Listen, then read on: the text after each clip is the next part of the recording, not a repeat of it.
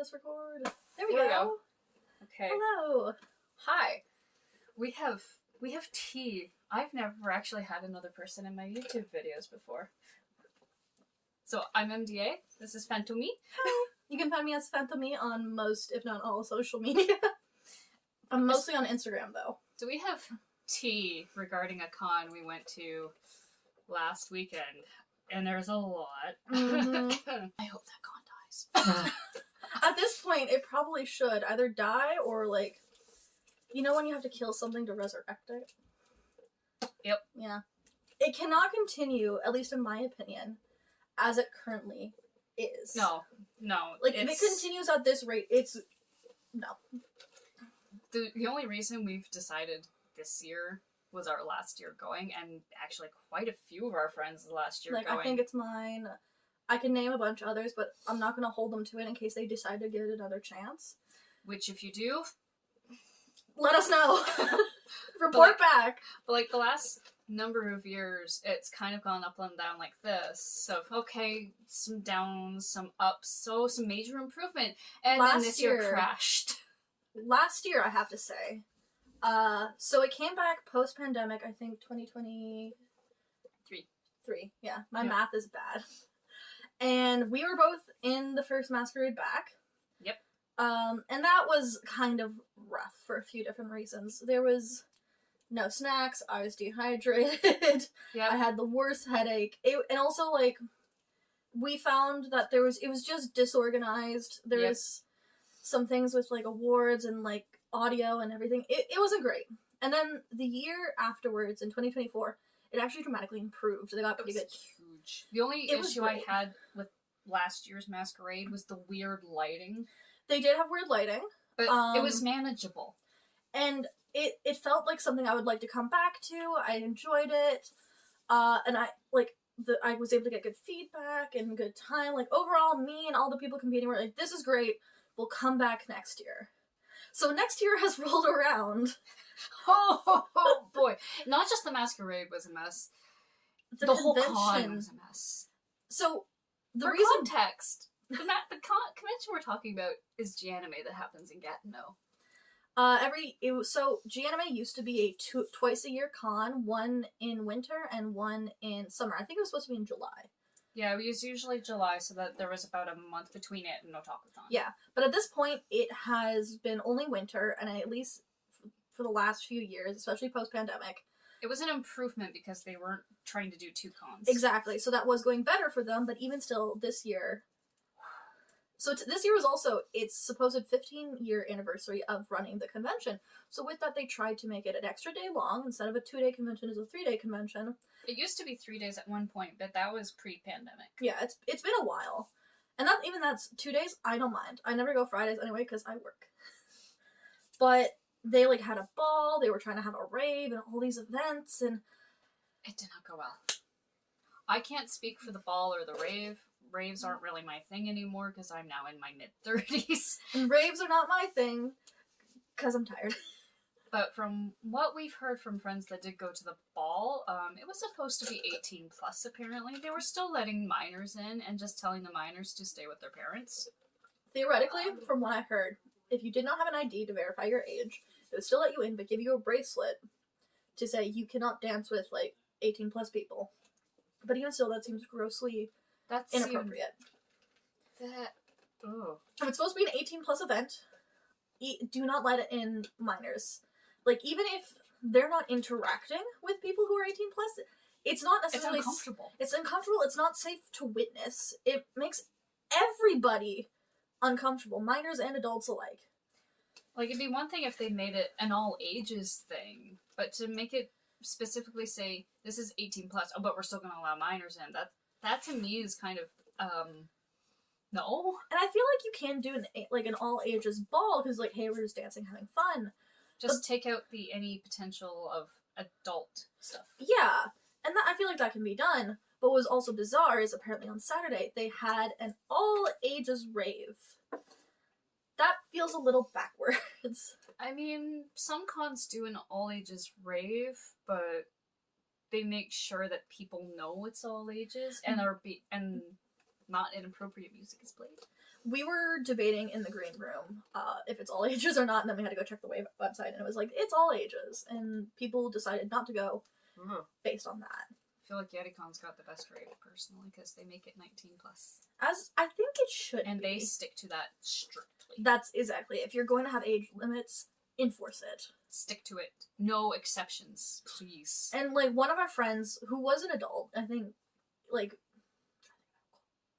is an adult. We know they're an adult. They're older than me. I think they're a bit younger than you. That's not hard. I think in our friend group, I'm the second oldest. If not the oldest. It's Colette. She did not have her ID, so they gave her the wristband, but she was fully prepared to be turned away because she understood that, hey, you need to verify my age. Please do. And they didn't. They did not. They gave her a bracelet, and they're like, don't dance with anybody. So with the fact that they could not verify her age, they treated her as a minor, so she was just instructed to dance with other minors. That's uncomfortable. Yeah, just turn them away.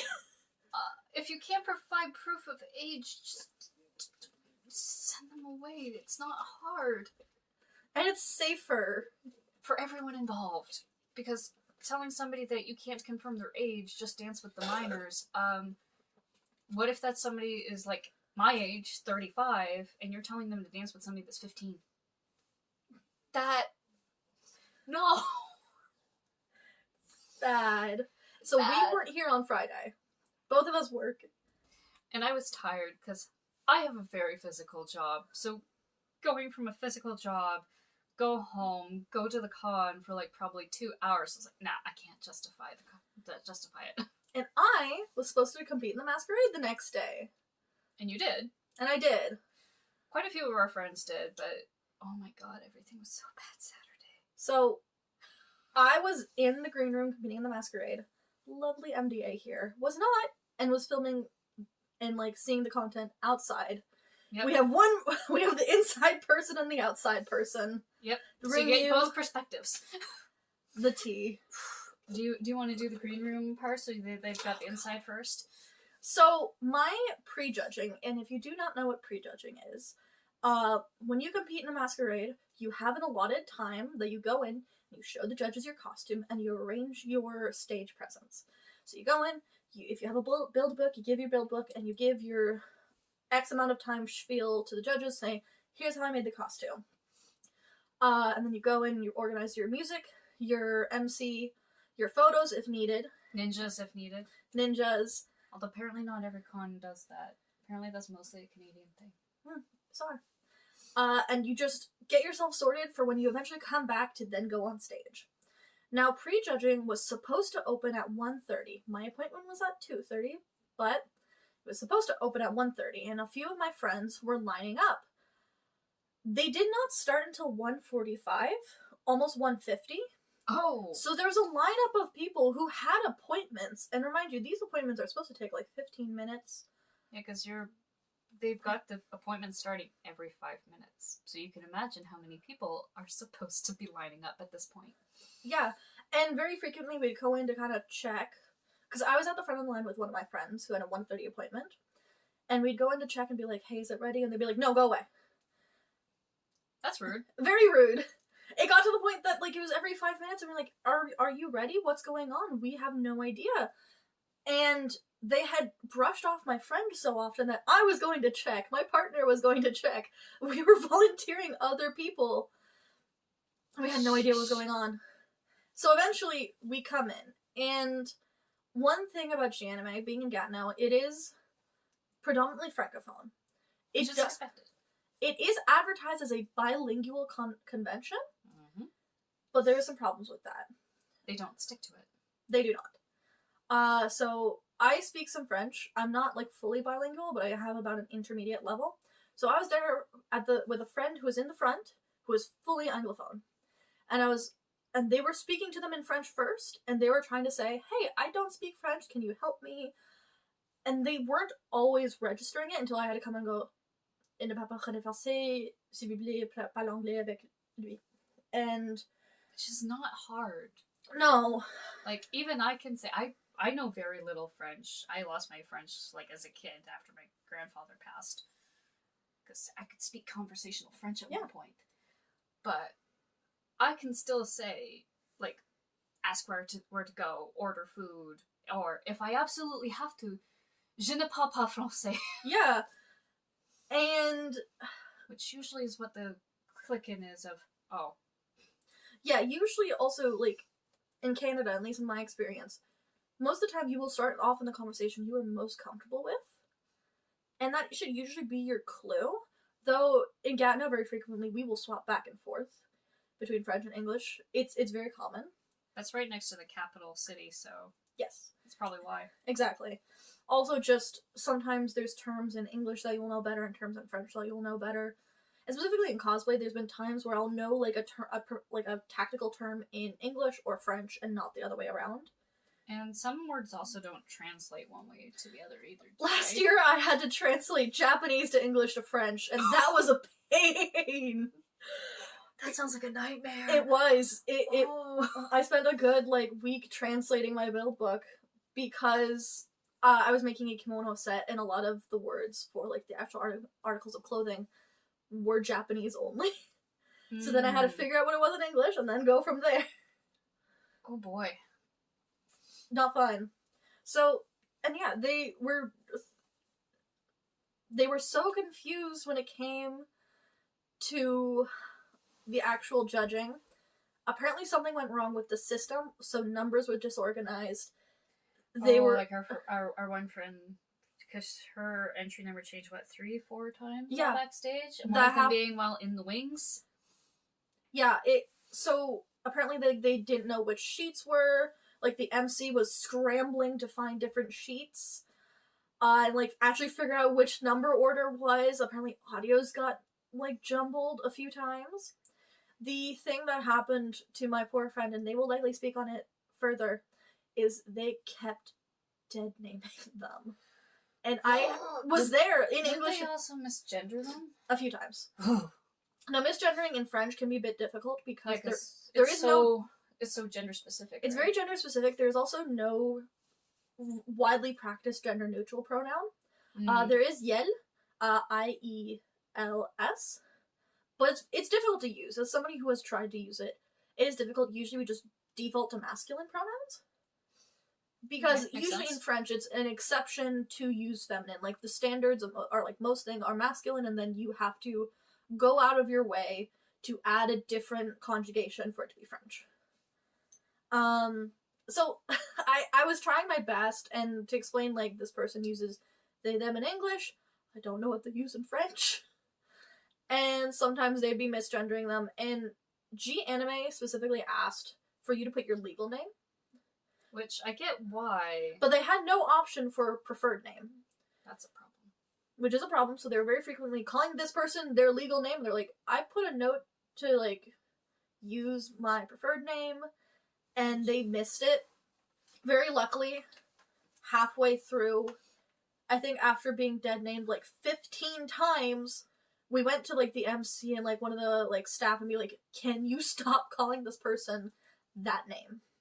Yikes. And it should not take that many times. It should not. I think after the first time they're like, my name is this, I put it in the note, can you please do that? And what's unfortunate is that because the system was disorganized, if they alerted one person, it would not travel to the rest of the staff. Which is also a huge problem. It was disorganized, and it was, and a lot of these things... It was a shit show. It was a shit show! It was so frustrating, because I think by the time I got to it, to, judge, it was, 2:30, I was there at 2:30, I didn't get in until about 2:50, and then it took almost an hour for me to leave. I didn't get out until 3:30 maybe 3:45. That sounds about right.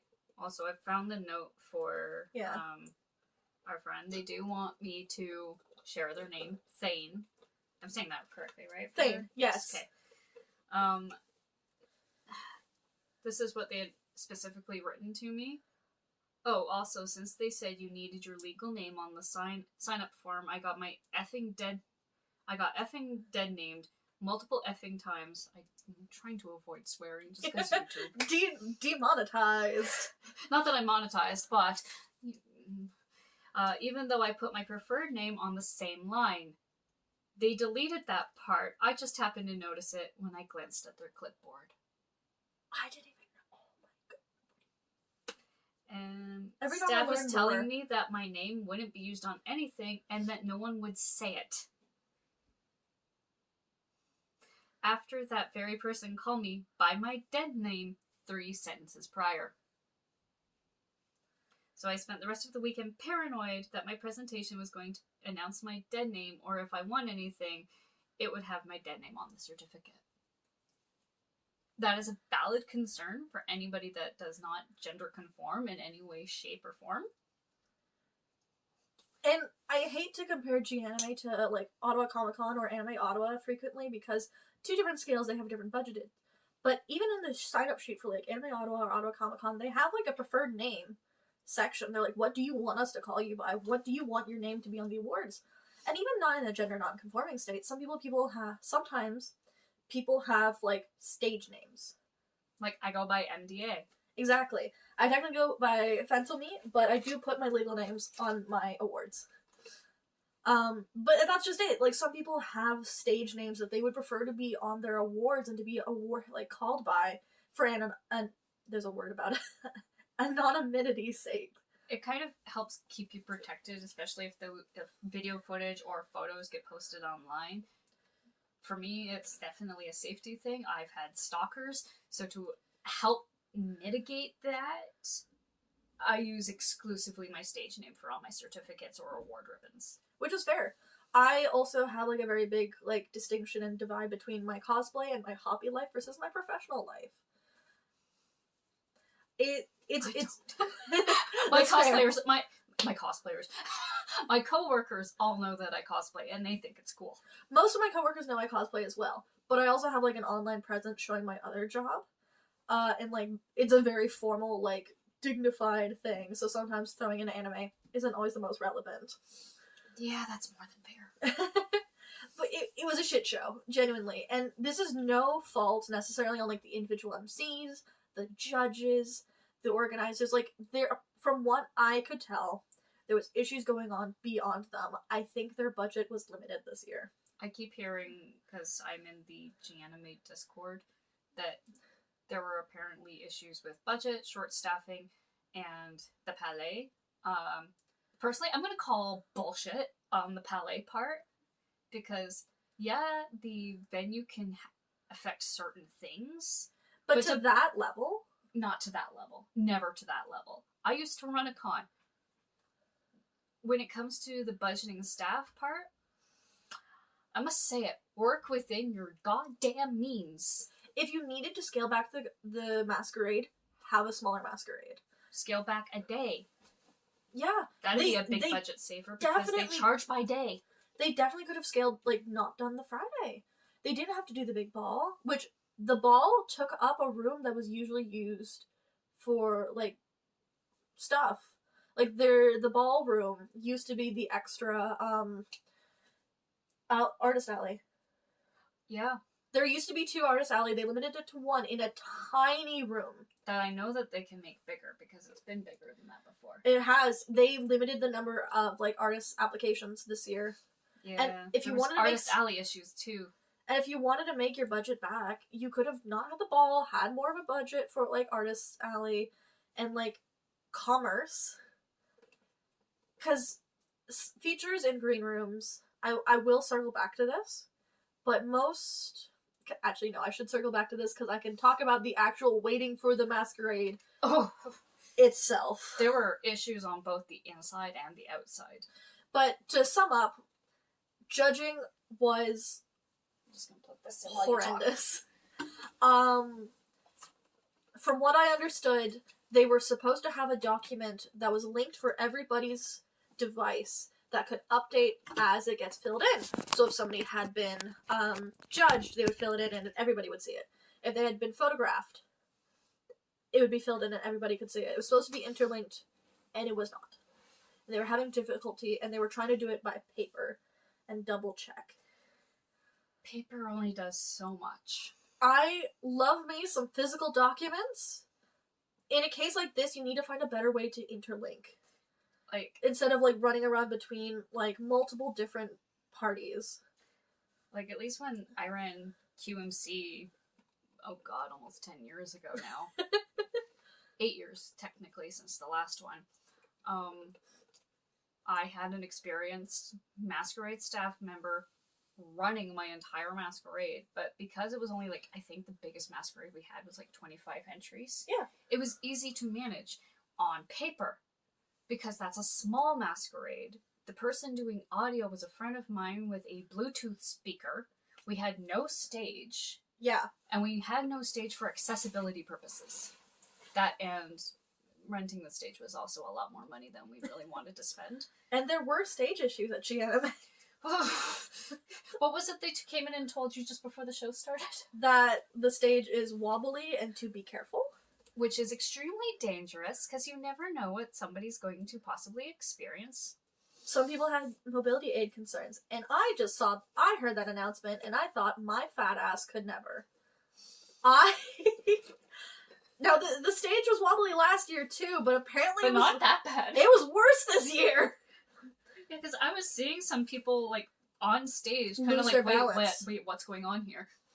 Especially some Even people, despite the warning. Some people in heels were having trouble specifically. Mm-hmm. I know one of our friends who has a mobility aid, they dropped out previously for other reasons, but they're like, thank God I did, because I would learn, like, at that point, and maybe not be able to go onto the stage. Like, I encourage, if you have mobility aids, please, enter the Masquerade. Yeah. Don't enter this one, though. Actually, Ottawa even able-bodied people shouldn't enter the GAnime Masquerade. Ottawa Comic-Con did amazingly with one of our friends' wheelchairs. And they were able to go on stage with that, and luckily there was the ramp system. And they were able to directly interact with their ninja to help them get onto the stage. Yep. There was none of that here. Also, the stage up, steps. And not sturdy steps, because I know they're the same stairs from the previous 2 years, and I was shaking on those trying to go up them last year in Lucifer. Last year, I was in Geita, which are the Japanese sandals with 2 prongs. And you can maybe see it in the footage. I kind of fall forward when I first get from the stairs to the stage because I was losing my balance. Yeah. Even the out of not even competing in the Masquerade, just being in the audience was rough. Like, I was in line to watch the Masquerade. I lined up at around 4 o'clock. I locked out because I had gotten the red bracelet. I was told, okay, red bracelet guarantees you entry into the Masquerade. Okay, fine. Whatever. But I still lined up early, and so did a few people that were ahead of me that did not have the bracelet. So I figured, okay, whatever. They didn't have it. They're lined up early. They should still be able to get in early. No! It took a few translations into English from other people that were around me that spoke French and English, that if you did not have the red bracelet, but you had lined up early anyway, you were kicked to the back of the line. They also had apparently gold bracelets. Yeah, which were the plus ones in VIP. See, because they gave my partner, who was there with me and helping me, like, being a cosplay handler, a red bracelet. So he got moved around a few times. From what he said, so what happened with the bracelets is that when you went to go pick up your badge for Saturday, if they thought you were in the Masquerade or, like, in cosplay, they're like, are you gonna go watch the Masquerade? We know, yes, no, and they would give you a bracelet. Yep. I think they thought I was gonna watch. I explained I was in it, so they gave me and my partner red bracelets. We did try to explain that, like, I'm in the Masquerade, he's my partner. So they gave him the red bracelet, and they're like, this will get you priority into it. Theoretically, I think he should have gotten gold, but the people who are giving out the bracelets and, like, figuring out and organizing the priority system apparently did not tell the people at the door. Nope. So they didn't know what the bracelets meant, they didn't know which was which, and they didn't know how to organize the line. So from what my partner said, he got moved around multiple times. The only reason I didn't get moved around with the line is because I was right by the front. Yeah. But because they were, I speak very minimal French. They were using exclusively French, and even a friend of mine that was in the line with the gold bracelets, he doesn't have sensitive hearing, but the guy that was shouting the instructions shouted about this far from his ear, and he went like this with basically like a tinnitus reaction because the guy shouted that loudly directly into his ear pretty much in French, and my friend's just standing there like... The Palais de Congrès is kind of a small enclosed space. So you don't need to shout. You don't need to shout, and even if it's a crowd, get a megaphone. And if you're going to shout, maybe say, attention, attention, can I get your attention? And then speak calmly. 1, 2, 3 eyes on me, like... Exactly. There's and other provide ways. English instruction too, because if you're going to be a bilingual con, you be bilingual. And the issue of bilinguality came in specifically when it came to safety instructions and like which even that was failing. Announcements to the crowd. When it comes to bilingual like conventions or event spaces, when it comes to important announcements, you need to make them in both French and English. Mm-hmm. Things that the public need to know, need to be made in both, so the public need to know. Yep. Even getting in to watch the Masquerade, when I saw it was like, oh, it's 6 o'clock, the Masquerade's supposed to start at 6. They didn't even let us in to sit down until 6:15. No, they started late. Like, what, 40, 45 minutes late? Which is the latest start time I've seen for a Masquerade. Usually it's 10, 15, 30 minutes tops, but almost an hour. And for the people who are competing, here we are in the green room, unsure of what's going on, in our dens. Probably stressed. Stressed. Because you're already stressed anyway. We're stressed, we're encapsulated, we don't know what's going on. Not all the dens had space. I was sitting on the floor. Which is sometimes happens. I've done it. It's happened when sometimes, like, they'll give X amount of, like, they'll give, like, 10 shares for 10 entries, but sometimes people are in duos, sometimes costumes... Large groups. Sometimes costumes take up 2 seats. What's really unfortunate is that the den behind us had less seats, so I'm surprised they didn't, like, shuffle us back, but... That would have made more sense to me. It would have made more sense to me, too, but they were too stressed with trying to figure out whose audio goes to what number, because, yes, we're supposed to be in the Masquerade by 4, like, the green room by 4. Roughly? I think at, like, 4:35, they're scrambling around to find out whose audio belongs to what entry. And getting entries apparently in order. Which you should be doing beforehand. That should be done before your first judged person even shows up. Yeah, no, they were trying to correct numbers while people were getting judged. Yikes. One of our friends who has been moved around multiple times went to go, like, register, was told, oh, go to the back, your number's wrong, and then was waiting by the back, and they're like, what are you doing here? You have to check in. And then they yelled at her in French. Which she does not speak. So I had to come in a few times. Yep, and I know the person that yelled at her. I will be having words with them because I've known them for 15 years. There was some times that because these people were French speaking first, they would not know how to instruct or communicate to, like, Masquerade entries. And sometimes when you're stressed too or frustrated, you revert back to your primary language. Which is the same thing. I was reverting back more into English. I could understand everything going around me, but I was struggling to find the words. There was a few situations, and I'll come to this in a second, that people would speak to me in French, and I would reply to them in English, and then they would kind of like, oh, you're not understanding me. I'm understanding you. I'm replying to you what you said to me. Just in a different language. Because I am stressed as all hell. Usually, like, if you're speaking to me in French and I'm not so stressed, I will reply to you in French. It might just take me a bit longer to find the words. When it came to figuring out our audio, we had to decide, like, do we want it to start, like, when we get on the stairs, when we're on the stage, after the MC, before the MC.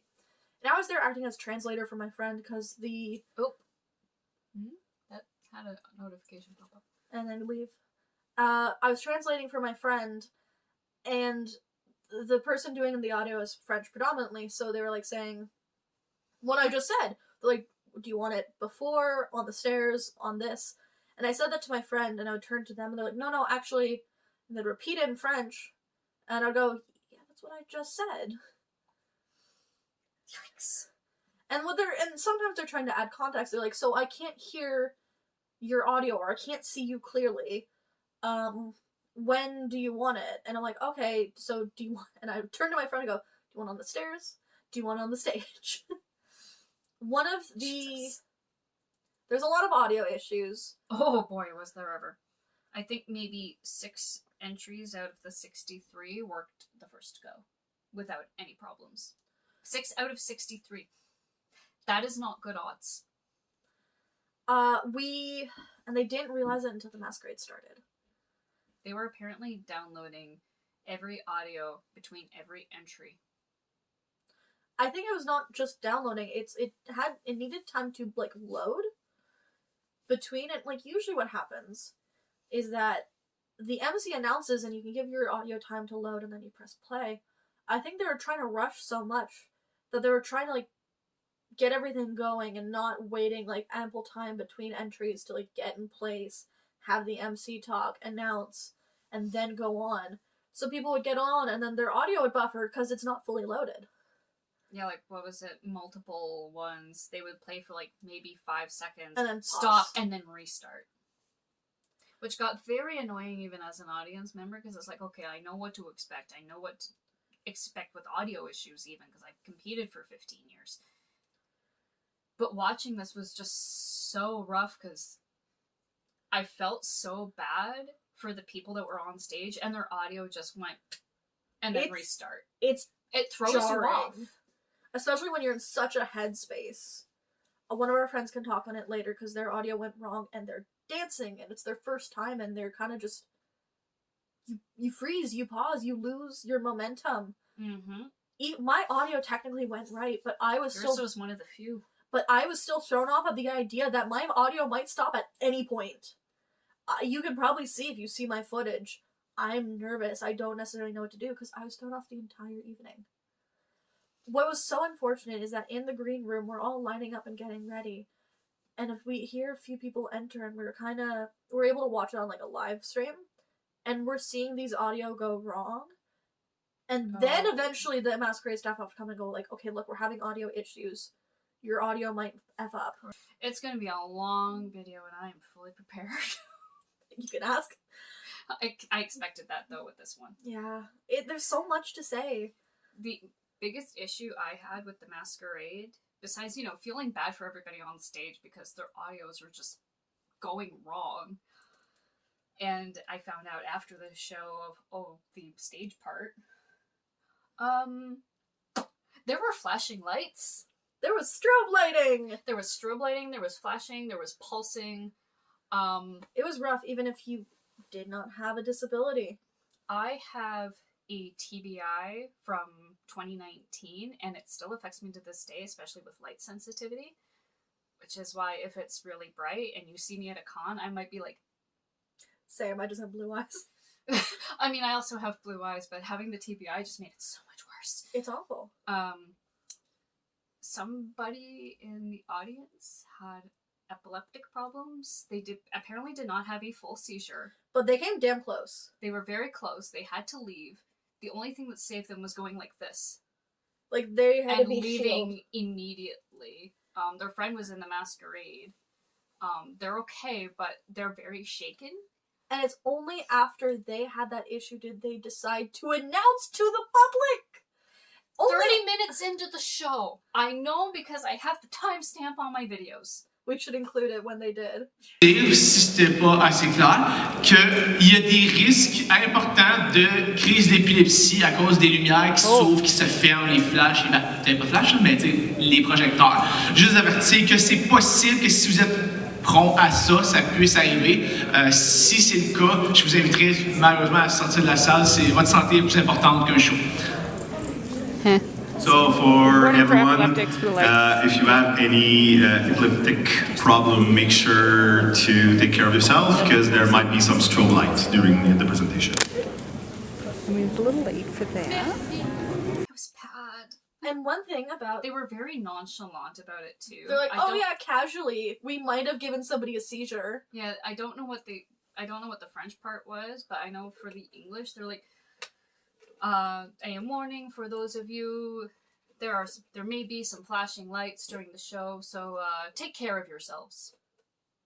They gave a more in-depth warning in French about the actual levels of the strobing and doing it 30 minutes into the show after somebody's already had an issue is a big no-no. It's a huge no-no, and apparently because the warning was more in-depth in French and kind of minimal in English. It's again a bilingual issue that they predominantly announced the safety issues in French and not in English as well. But for something like that, because they say no flash photography because you could blind the people on stage. How about if you're going to have flashing lights towards the audience, you warn us too. But I found out apparently the lighting tech was leaving it up to themselves of who would get flashing lights and what would happen. Which is very bizarre because when we filled out our registration sheets, they're like, "Do you want flashing lights? They're like, are you okay with they were mentioning something about strobing in the registration sheet. I cannot remember. It's been a while. But it was messy. It was very, very messy. It was rough to the point that, again, my able-bodied partner had to leave because the audio was bad. It was really loud and laggy and having issues. Yep, I ended up losing my hearing in my right ear partway through the show. Was it the mandrake? No, that caused the tinnitus. That caused the tinnitus in the left ear. About halfway through the show, I lost hearing in my right ear for about 15 minutes.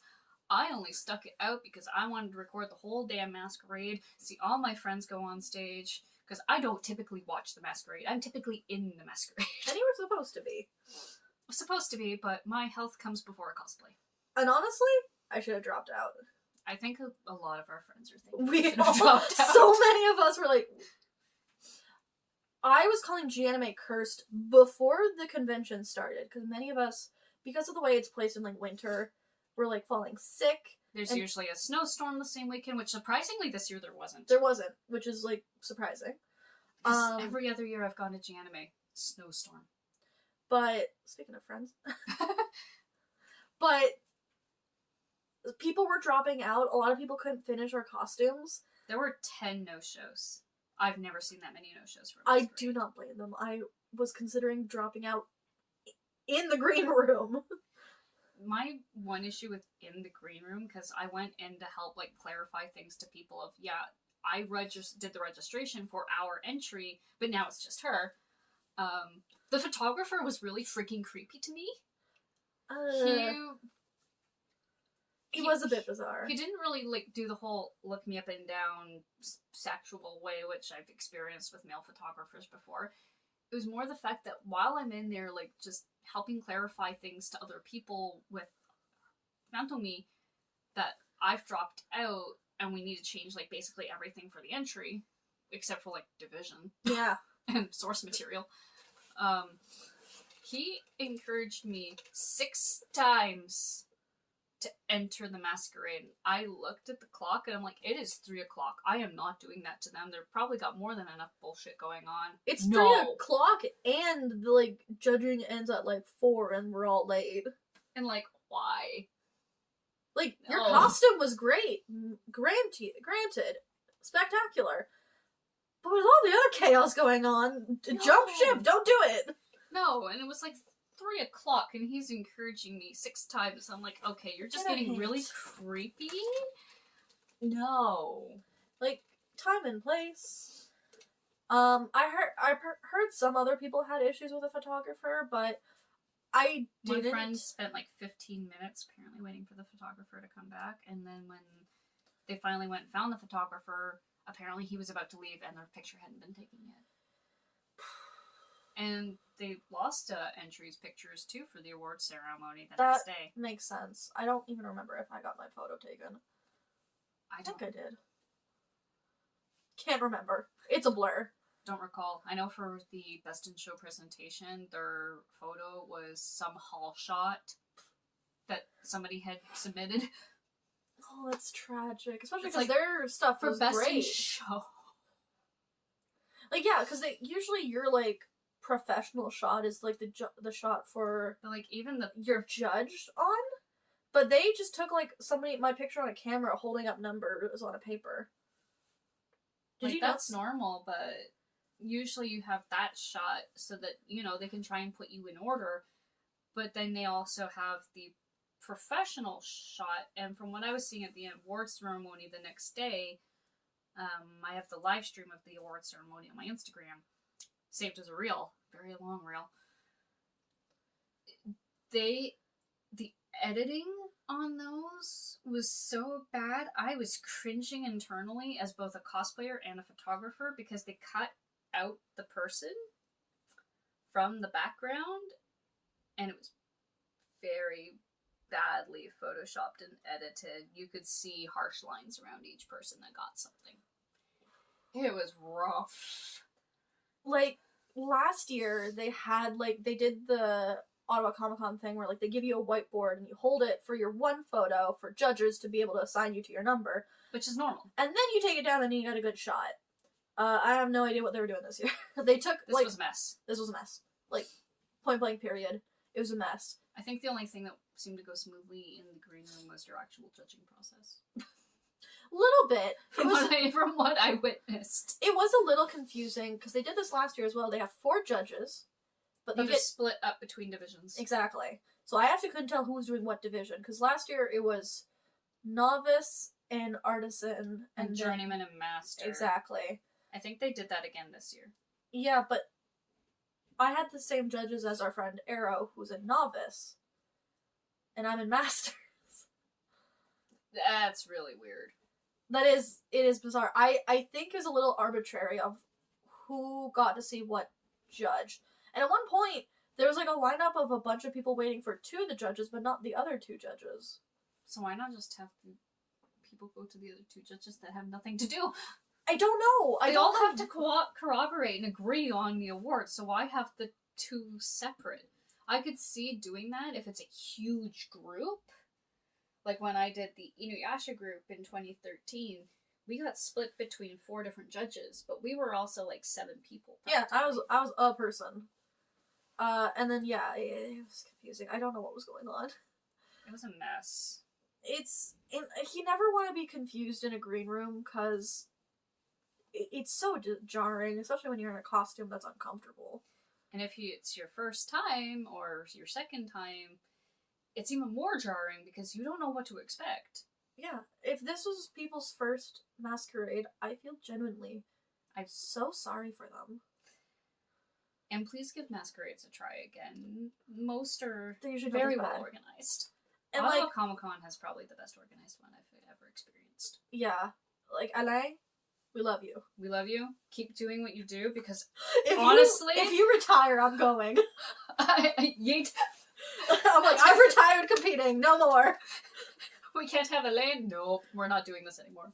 And that's no fault to Cajo. Cajo did the Masquerade last year, and she did phenomenal. Yeah, it was phenomenal last year. There were things that we acknowledge are fully beyond Caro's control. I think genuinely they stripped her budget and control, because again, she had a bigger budget last year, and she was able to do a better photographer, a better station. We had snacks last year. It was so uncomfortable in the green room this year. We were all dehydrated, and I think people were having trouble going to bathroom breaks.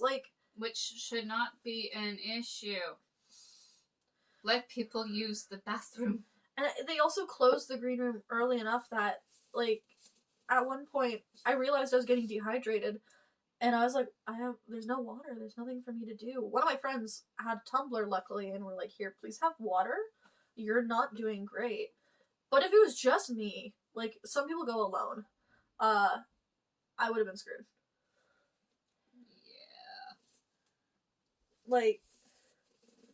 Yeah. And this is just the Masquerade that we've been going on about for the last while. Everything about the con had issues. The Artist Alley, from what I understand, because we didn't go Friday. Apparently, the Artist Alley, the artists and dealers were not told that it would be open on the Friday, and it was. There was apparently nothing said on Facebook or anywhere else that or in their emails that the dealer's room was going to be open Friday until the day of. Yeah, so you have a bunch of artists scrambling to like get themselves set up. And allegedly, people's comments were getting deleted if they were complaining about it. Yeah. I'm sorry, but that's a valid complaint. If you're told it's just going to be open Saturday, Sunday, and then it's open Friday too, no, that's a valid complaint. Listen to people when they complain. And there was also issues with that room being like really small and cramped and hot. It was difficult to like maneuver around there. Like, I have a few friends that were in the Artist Alley this year, and I think they were in the Artist Alley last year too. Yes, they were. And they said last year was far more comfortable to do Artist Alley than this year was because it was so hot in there. Yeah. It was bad for even me, even though and I was like... it was more crowded too, they found. Like, because also last year, again, they had another room that was more open that you could go to. You had 2 spots to do Artist Alley, so they could divide the people more. And not cramp every... There were only 3 actual dealers, too. Yeah, there wasn't that many. And then there was not very many panels to see. No, and if you wanted to find panels, you had to go to the back of your badge and scan a QR code, which didn't work half the time. Yeah, because the Wi-Fi there is shit. And if you don't use the Wi-Fi, I use exclusively my data when I go to cons because I do not trust the venue's Wi-Fi. Same with me. But even that was slow. It was awful, especially since most of these buildings are all concrete. Yay, no. Yay, brutalist architecture style. Palais de Congrès de Montreal is not much better. No, but at least that one has... But only the one space in there is bad for signal, and it's ironically the dealer's room. No, because Palais de Congrès Montreal at least has like a lot of like window and open access that you can exit to. Palais de Congrès Gatineau, no, it's mostly just concrete. You have no windows to the outside unless you go over to Maison de Citoyen, and that's still like what, a 5-minute walk? Oh, it's 5-10. Depends on like how like much you boogie. Like, my god, it was so bad. I found the only thing that went smoothly for me during GAnime this year was my own panel. It's the only panel I went to because it was the only panel I knew about. I couldn't figure out what panels were going on or what was in what room. Last year, like, there was some fun events to go to. I remember there was one that was like the dating show, but for anime characters. Like, specifically, they were getting, like, cosplayers or people to, like, pretend, so, like, so that was fun. Or no, that was 2 years ago. But still, at one point, I go down to the first floor, which is the cafe, food court. The food court. Because it's in a mall thing, but apparently all the stores now in the mall are closed. Yeah, it's mostly been. But still, there's the good food. The one sushi place, amen, she made me a poke bowl for like $10, and it was great. Amazing. But the Timmy's is never open, though. The Timmy's, yeah. There's an RIP Subway and Jugo Juice. We miss you. Like, even still, yeah, there's less food options than there were. This is why a lot of people bring more of their own snacks, but I think they've also got the bistro thing upstairs in the con. But that's overpriced. I paid almost $8 for just fries. Just a freaking box of fries. I got a poutine for $13, and it's not even a good poutine. I will pay $13 for a good-ass poutine. Same. But bad poutine? Mm-mm. I also found that their fries were just really salty and greasy. Worse this year, because it wasn't that bad last year. No, I remember them being good last year. That's why I bought another box this year, and I'm like, what is this garbage? I know. But that's not on the con. That's the bistro itself, because that's the Palais thing. Yeah. But, so, as I was getting food with my partner at the sushi place, apparently, my partner overheard one of the con organizers saying, like, oh, I'm going to organize a game of loup-garou. That's werewolf. Okay. So, like, the circle game where you play with your friends? Yep. They were organizing that for this convention. Yeah, that was his reaction. I was like, that doesn't... What? Yeah. What? That's like organizing playing cards against humanity for the con. That's just it. Like, it felt Why? like... What? Are you kidding me? And, like, this was taking up, like, a panel room. The frick? Yeah! Why? That's a waste. Now, this is all alleged. This is all things we've overheard. Most of the panel rooms are kind of like away from the main hubbub of the con. Like, Mine wasn't too bad because it was very near Cocha because it And was that's not too bad. Desert A. But some people were in the panel room that was like, imagine my phone is the floor. My panel room is here. Main stuff is over here. Reg is here. There's a panel room that's all the way over here, down a narrow hallway. And it's hard to like navigate because the rest of the like doorways there's like bathroom and stuff. So you don't even know if you're actually going to a panel room down that hallway. And I only know it's there because I've been to multiple panels in that hallway. But at the same time, it's very uncomfortable if you are trying to line up for a panel because it's barely 2 people wide. It's a small, narrow place, and I feel like there's ways you can organize a convention around that. But it's gotta be small. I think they're being too ambitious. Mm-hmm. Their accessibility also, accessibility has always been shit. This year is the worst I've ever experienced. I can only speak so much for other people, but like from what I've been told by a couple people that use the elevator to get up, because they cannot go up those escalators. They have the registration at the top of escalators. One person, very narrow escalators at that. Yeah, even mine. Which is dangerous. Even my hips struggle to fit in there. Again, I'm wide. Even I struggle to fit. But a friend of mine that's on elbow crutches, they cannot go up those escalators for multiple reasons. They can't even go up wire escalators. Also, let's like not have them fall. Like they took the elevator up, going, okay, this is safer.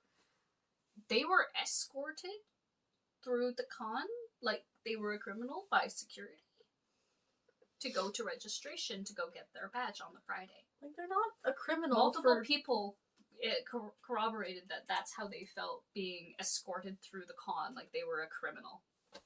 Like, you could easily have accessible registration by the elevators. Elevators, sorry, my bad. Or, because for a few years, registration was down on the 2nd level. That was way better. That was so much better, because you could register, and then if you needed to, you could go elsewhere to the escalator. Not escalator. Elevator. Ascenseur, pas l'escalator. Oops. I've heard apparently the Palais doesn't want them doing that. It's like, okay, see if you can work something out for accessibility purposes, though, because that was awful. And I'm a cane user. If I'm having a really bad day with my knee, I need to have my cane with me. Yeah, like on Sunday you had to get in, and I think you could have, if you had your badge, you could have gone to the elevator. Yeah, which you could. As long as you have your badge, you're fine for the elevator. But while I'm standing there and they're doing the bag check, I'm leaning on my cane. They asked me if it was a prop. If I'm leaning on it for support, it's not a prop. Also, like, that feels distasteful as hell. Very. Are you going to ask a person in a wheelchair if their wheelchair is a prop? Like, if I have my knee... Which there have been some people, but that's not so common anymore. No, and even, like, if it is, like, just assume it's not. If I have my knee... It's very ableist to ask somebody with a mobility aid of any kind if it's a prop. Like, especially even if you're doing, like, a cosplay. I can kind of see them wondering if someone's, like, in a Victor cosplay and being really distasteful and using a cane as a prop. But if they are, poo on them. Yep, because that's a whole other problem. Which I plan to make a video with Nyx about at some point. That would be great. I can't entirely speak on that because my disabilities are a little different. Yours are invisible disabilities. Mine are almost completely invisible. Like the only time I've ever needed mobility support, which is luckily not so much now, it's knee braces. So like they're almost entirely hidden. But that can evolve over time because I went from needing just knee brace to, oh, I need a cane now on bad days. Yeah, no, that does happen. Luckily I'm doing a little better, so yay me. But like the accessibility is why one of my friends stopped going a couple years ago because she was criminalized basically with how she was treated. And it's humiliating. Like, no. Able-bodied people may not be able to understand the levels of like humiliation you can feel when you're being outed for just needing a bit of like accessibility. It's so... Making things accessible for a disabled person is not making things less accessible for an able-bodied person. Because it's... you're just avoiding, like, the most humiliating experiences of your life. That's why I purposefully chose to run the Disability and Fandom and Cosplay panel at GAnime this year. Because, my god, the stuff that you experience as somebody with physical disability, especially physical disabilities, it's insane. And a lot of cons also don't have clear communication about how to handle physical disability. Because some cons, they'll do priority seating for those with disability. Like, for example, for me at Sunday of Otakuthon last year, I had to use my cane because I was having a very bad knee and ankle day that day. I lined up for an autograph. They put me at the front of the line so that I would be there, done, and everybody that was able-bodied could go immediately, and I did not take too much time. Yeah, and especially specifically, like, some people will be like, oh, it's unfair, but it means you're not standing in line and flaring up. That's so excruciating. Trust me, I am, like, I consider myself pretty low on the physical issues side because mine is primarily my knee and my shoulder. Yeah.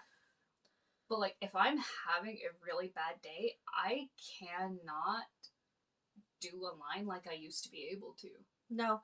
And, like, I lined up a little while ago at Montreal Comic Con and I was having a bit of a flare up. I stuck through it because I'm a masochist, apparently. Aren't we all?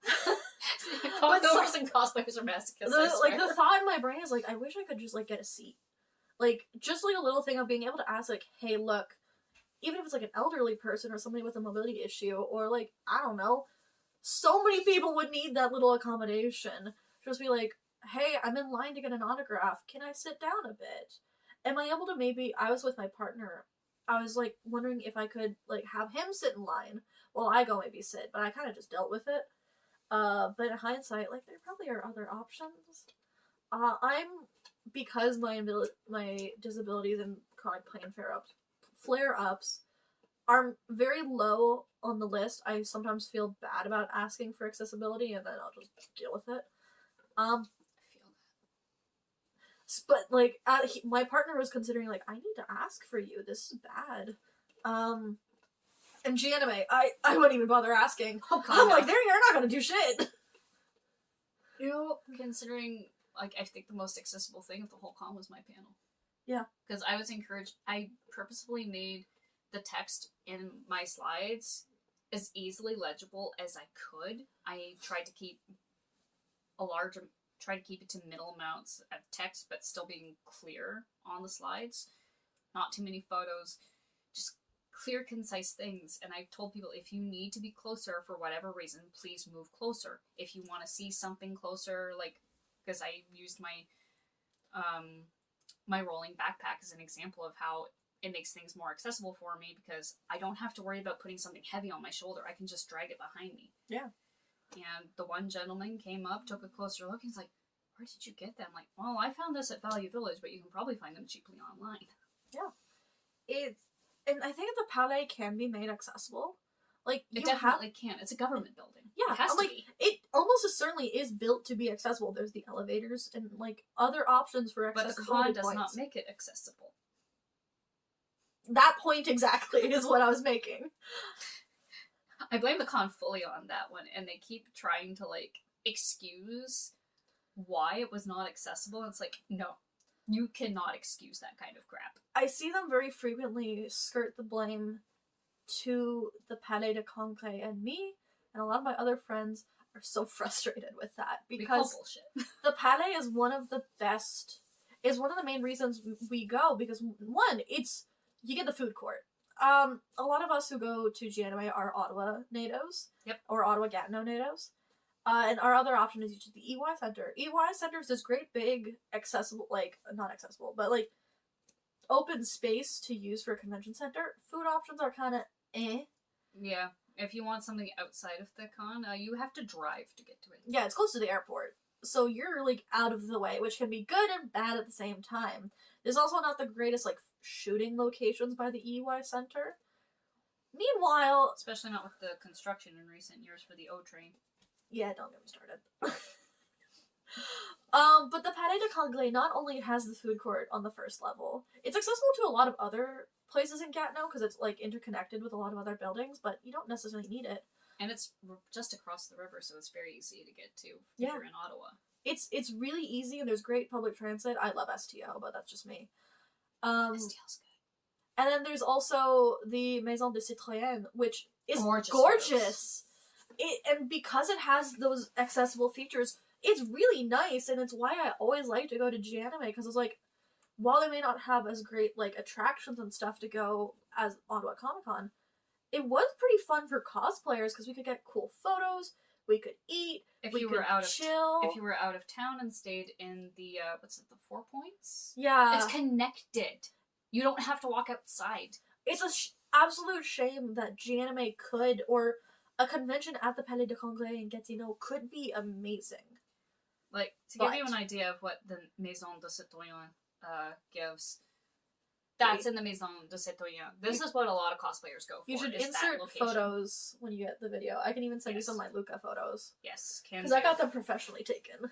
Because I was like, if I'm going to be in that costume, going through this shit show, I might as well look hot. Exactly. But that's just it. Like, it could be phenomenal. But I think a lot of the leftover things, They still let the former con chair in. you have to make a section of the video spilling that tea. Oh, there's a lot when it comes to that And that individual. history. Because in my opinion, the history that this con started on cannot continue with that as its foundation. This con was apparently, from what I understand from another friend of mine, it was started out of spite because the former con chair, from what I understand, was banned from another con that used to happen in Ottawa.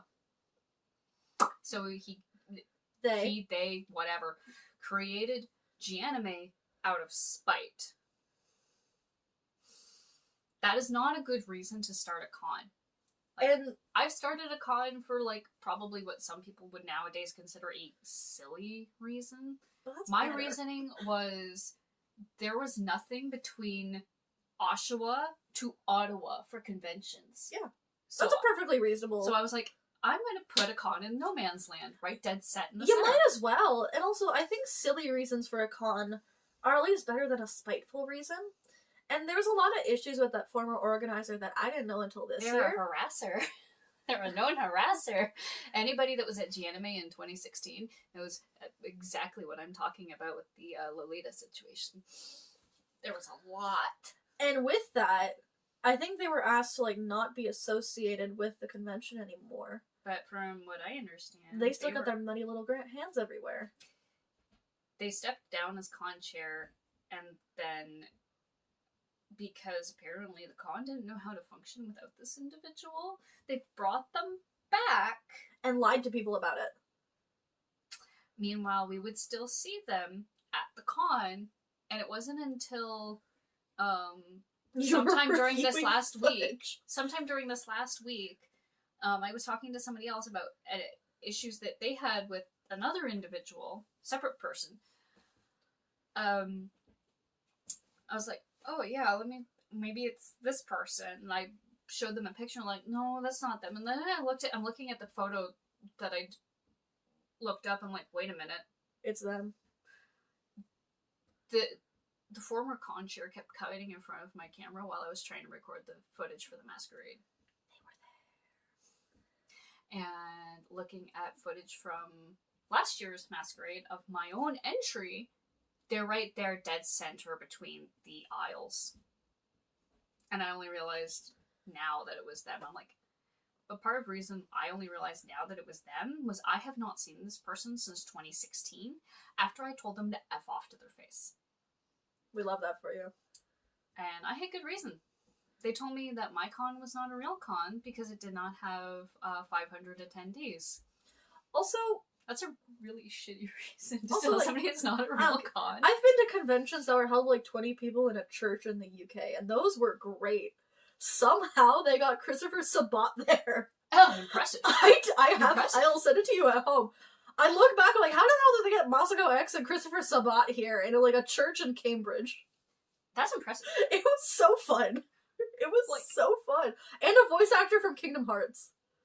I was like, what the fuck are you guys all doing here? It was amazing. That is seriously impressive. Shout out to Let the Geek Out in the UK. I think there's still a podcast going.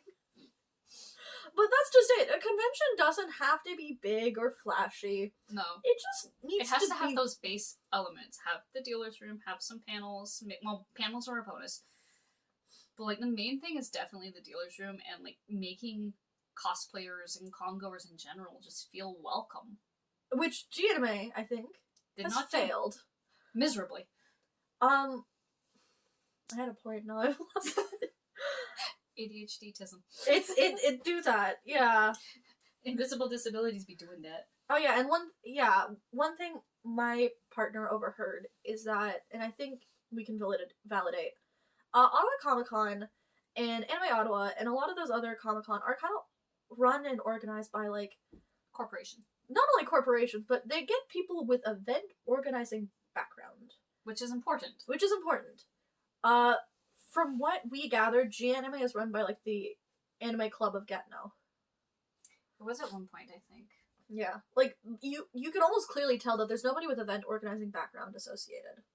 I had no event organization experience when I first started running QMC in 2013. But also, what size was your convention? 150 people. I think if you're under 500, we return. But if it's a small con, you can do it run with like nobody with event organization, event organizing background.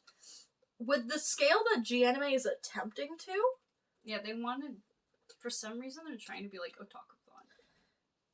Stop! Stop! Stop it! No. You are more like you're Gatineau. Be aware that you're Gatineau. If I were to like compare GAnime in size, like it should be running at kind of the size of Cape. Yeah. Cape's or just a little bit. Cape is better because they work within their means. Yep. They know that they're smaller, so they're like, okay, we'll just do this. They work with that. Exactly. And that's the key thing we're kind of trying to get at. Work within your means. Budget, staff, space. Be a small con. If you need to be a small con, be a small con. There's no shame in being a small con. I ran QMC successfully for 5 years. And yeah, I had some staffing issues, but like I never had the budgeting issue. I always ended up with having enough that the next year I was able to pay the entire rent. That's great. In one shot. And you don't need to compete with bigger cons. No. Actually, I think it's better to have smaller cons in between. Smaller cons are great. That's why QMC was in November. Yeah. Like, GAnime was so great being in winter because we have very other options around this time. And when it was like smaller and a bit more niche, well, you would go, you'd show up with your friends, you'd shop a bit, and you'd take pictures. But now they really tried something this year, and it really failed. Yep, because I've done GAnime since 2014. The only year I've missed was 17, and obviously COVID. Yeah. There was nothing in 21 and 22. Because I did go from 14 to 16, and then 18 to 20, and then I've gone the last 3 years. Yeah, I did 18 to 20, and then the last 3 years. This year was definitely the worst. Because I would see it go up, like I said at the start of the video, up and down, like, little hiccups, some improvement, back down. Last year was a huge improvement. And then this year, it had a huge not improvement. It went from being here to down here. Like, before the pandemic, it was a really nice, small, little niche con. Just to go play some games with my friend, hang out and cosplay, take some pictures. It still had issues, but not to the degree that this year did. No. It was bad. It was miserable.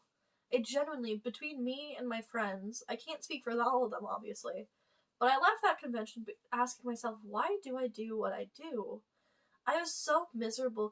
I love competing. Same. I love watching masquerades, too. I love It was miserable. I love the environment. So in most green rooms, one of the best things is the camaraderie between people. And our camaraderie was great, But it was because we were all miserable together. Which should not be the case. Should not be the case. It should be because you're having fun. There was times me and my friends were just kind of hunched over on our chairs, staring off into the endless void, wondering when this will be over. And I genuinely, before competing, I kind of was like, this is going to be a walk. I don't think I'm going to win anything. I saw my other competition, I'm like, I'm fucked. But... I mean, Master's also really hard. Also, like, shit fell apart the day before, so, like... That didn't help either. No, I was like, this is cursed. Even, like, some of our friends, like, did not finish. But, and I was like, before, when my cosplay started falling apart, I was like, you know what, I'm gonna go compete anyway, even if I knew I kind of wasn't gonna win, because, like, I'm gonna have fun with my friends. I'm going to have a great time. I'm going to be able to support them and enjoy and laugh and have fun. And I did not. Yep. I left that day miserable, tired, and wondering, why the fuck did I do this? You can censor me. I mean, I did not compete this year. But when I got home, I was just like, why the hell did I go? I slept through the awards the next day. One, because I forgot what time it was, because they didn't really tell us. Yeah. In the green room. I only knew what time the awards was because I had the panel schedule saved to my phone. I had the con schedule saved to my phone because they posted it on Facebook. Yeah, no, usually they tell the cosplayers, hey, come back at this time. They usually tell the audience, too, of, hey, the award ceremony is going to be at this time, and they didn't. I had no idea. I woke up and people were like, it's the awards, and I went, fuck, and I had to drive over. Yep, and thankfully for a few of you, I was live streaming the award ceremony on my Instagram. Friends. But I've never been in a convention where I was like, even in judging, I'm like, no. This con left me feeling very drained, but not in the good drained where I had a lot of fun. It left me drained feeling hollow. Mentally. Like, I felt so numb. I looked at my cosplays, I'm like, why do I do this? Why do I compete? Why do I make these? Why do I go through all this strife? Because the other cons are worth it. Because the other cons are worth it. And after a few days, I was like, okay, don't panic yet. But I was like, I can't. I was just... And you figured, this is a week later, and we're recording this video. It'll probably be like another couple weeks before this gets posted. But if we're still like this after a week, that should tell you how bad it is. I have very few cons, personally, where I can say I hated my entire experience. There are 3. This is number 2. This is the second worst one I've ever experienced. This is the worst I've been to. And the only reason it's number 2 and not number 1 or number 3, number 3 has nothing to do with the con. It was just all like personal crap going on during that con. The first one, I was an invited guest, and they treated me like absolute shit. So that's the only reason that one gets to stay at number 1. Fair enough. And I will be making a video about that con probably this year as a con horror story. You should. I encourage. I fully plan to because I need to make more YouTube content. Some cons that no longer exist, I'm like, rest in peace, I love you. This is a con where it's like, not die. Burn in hell. And hopefully, I say hopefully, and not to be crude to GAnime. That con did die the next year. I have a feeling GAnime's... I say this, it's going to... They're dead in the water. I'm like, I say this, they're going to continue to spite me. Probably. But we have a few friends that have said that they stopped going a number of years ago for whatever reasons, and they're like, we hope it dies. If I had known it started as a spite con, I probably wouldn't have been going as often. I didn't know either the first few times I went, but I kept going because I was like, okay, I'm actually like genuinely enjoying the con. But then this year was just like the title of this video will say, a shit show. We should do what Arrow said. What a shit GAnime. What a shit show. Yep, considering for them, for their entry, like I've been sending everybody their video footage from the Masquerade, and they said the look on their face on stage when their audio first cut it's like, well, that went to shit. I'm leaving. They might be a good thumbnail if you ask them. Yeah, I'm gonna ask them for permission. Well, for ask that. them. But like, It was. luckily I saw the footage. Like, oh, I didn't look as bad as I felt. Because You masked it well. Thank you. I was on stage and I was like, Some of our friends, like, they masked it well that they were done, and others it was just like, I can tell. we felt like dead men walking. Like, I could tell for all of our friends that went on, yourself included, that you looked done, but for the general public, I could tell you guys were masking of, I don't want to be here. Yeah, you know us well, so you could tell we were done. Yep. But hopefully the general public, a little less so, for your guys' sake. I think everybody else was just like, they look like they're doing their best. With what we got. Me in the audience, like, they look so done. We were tired. Like, We had been there for a while. like, competing in Masquerade is tiring and stressful enough. This was... just watching was a nightmare. And one thing I can say, and my friends can probably pop in with their experiences, a lot of my friends won and, like, did so well.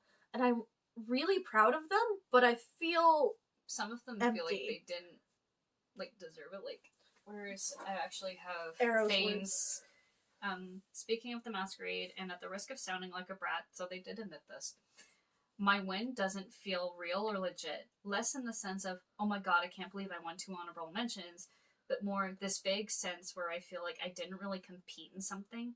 I don't know how to describe it aside from ennui. My performance music got messed up, and I was gestured to leave the stage. Then they dragged yoinked me them back on and started my music before I was even near the stairs, let alone on stage, so I missed my starting cues and poses. I'm hoping that I'll feel better after getting my judges' feedback. Really wish I could have gotten it day of and heard the tone of the judges' voices, but I'll take what I can get. Oh, and judges' feedback is delayed by 2 to 3 weeks.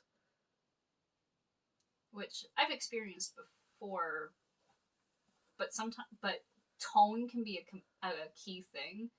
And I know that the judges that were for GAnime this year, they're good ones. Oh yeah, I think they were good in doing what I think they were also miserable and stressed like the rest of us. We had that 2 GAnimes ago.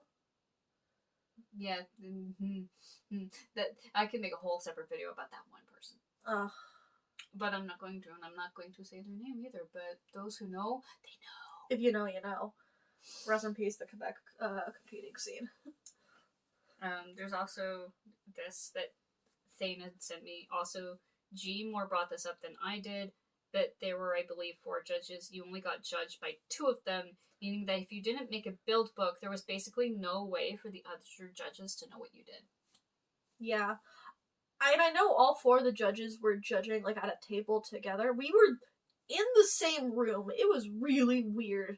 They did it, like, at the back of the green room, like... That shit usually gets done overnight, or, like, away from us, or... It was really weird. That seems very uncomfortable. It was. Like, And, again, I think even the judges were in the same boat as us, because they seemed exasperated, and you can't always judge in those conditions. I've judged competitions before, and if you were being given any level of additional stress from staff in any way, shape, or form, you can't think straight. And it's worse so if you are being made to make those decisions within an hour. They were the very Masquerade being clearly completed. rushed to make those decisions. And this is, again, no... To everybody who did win, y'all did great.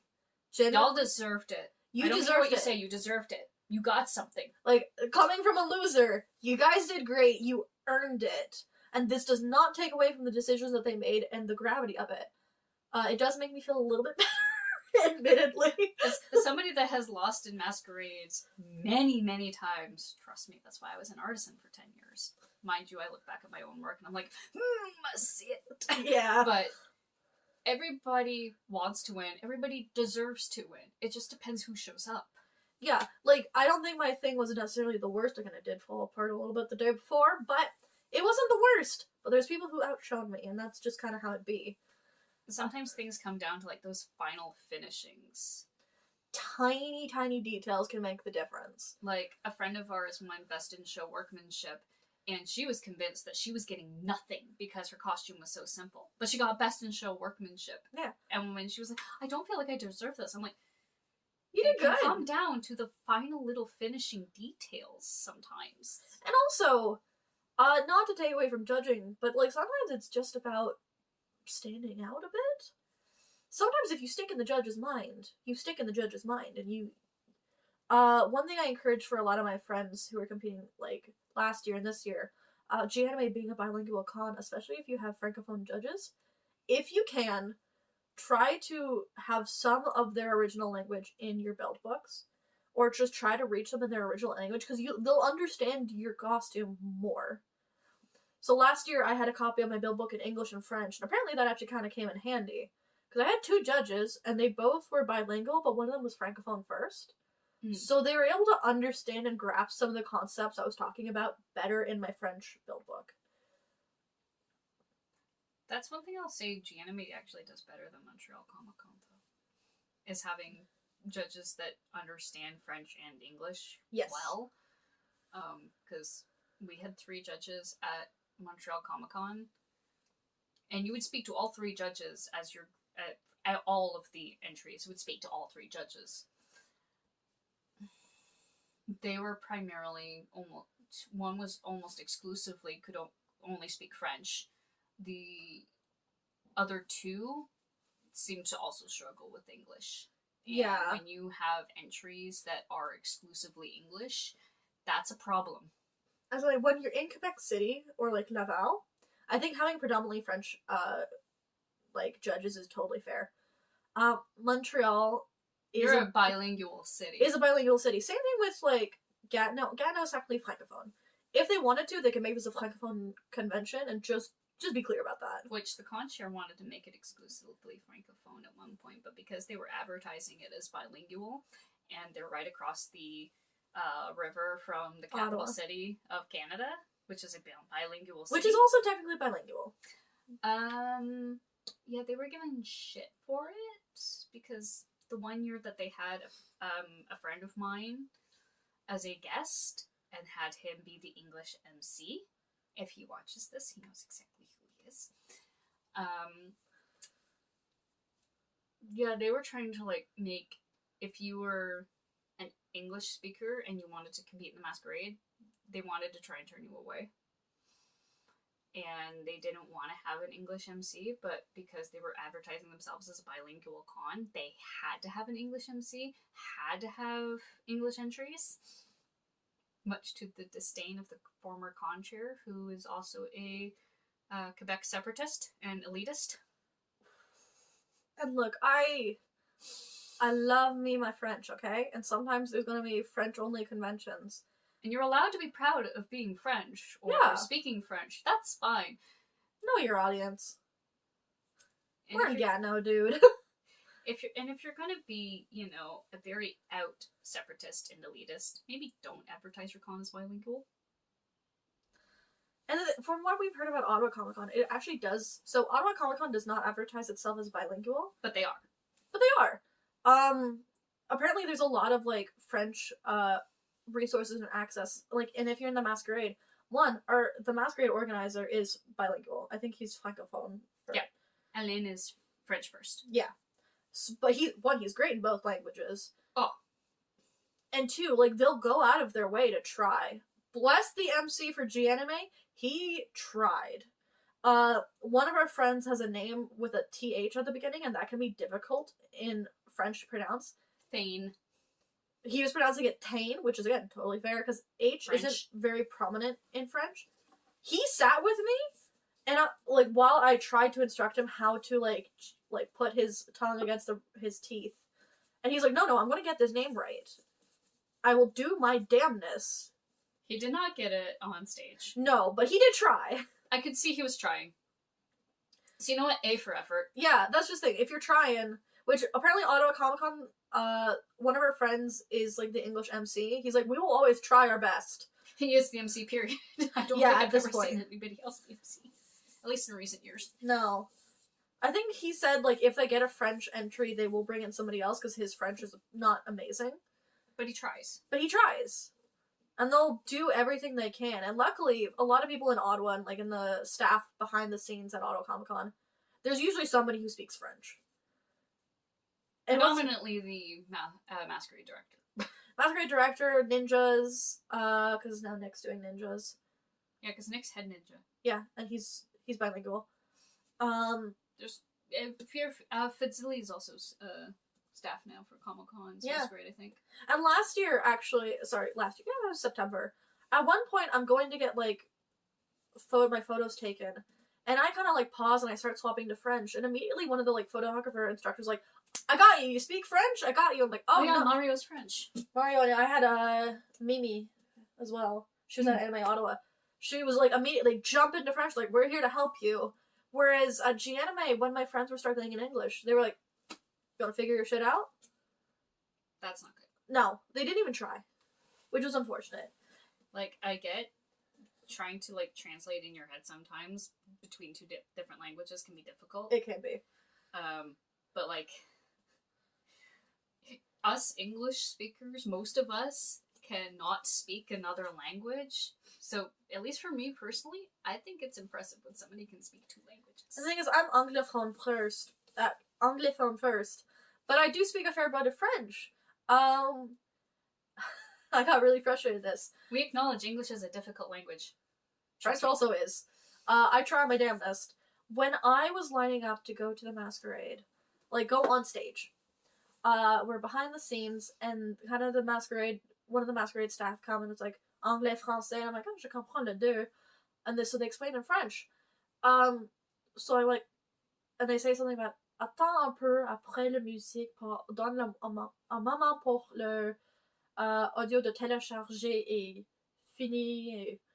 And basically, so I replied in English, like, okay, so I wait a bit, wait till you're ready, and they're like, no, no, no. And they repeated what they said in French. I'm like, je comprends, mais je suis très stressée maintenant. Et je préfère de parler anglais quand je suis stressée. Like, I'm stuttering now because I'm on camera.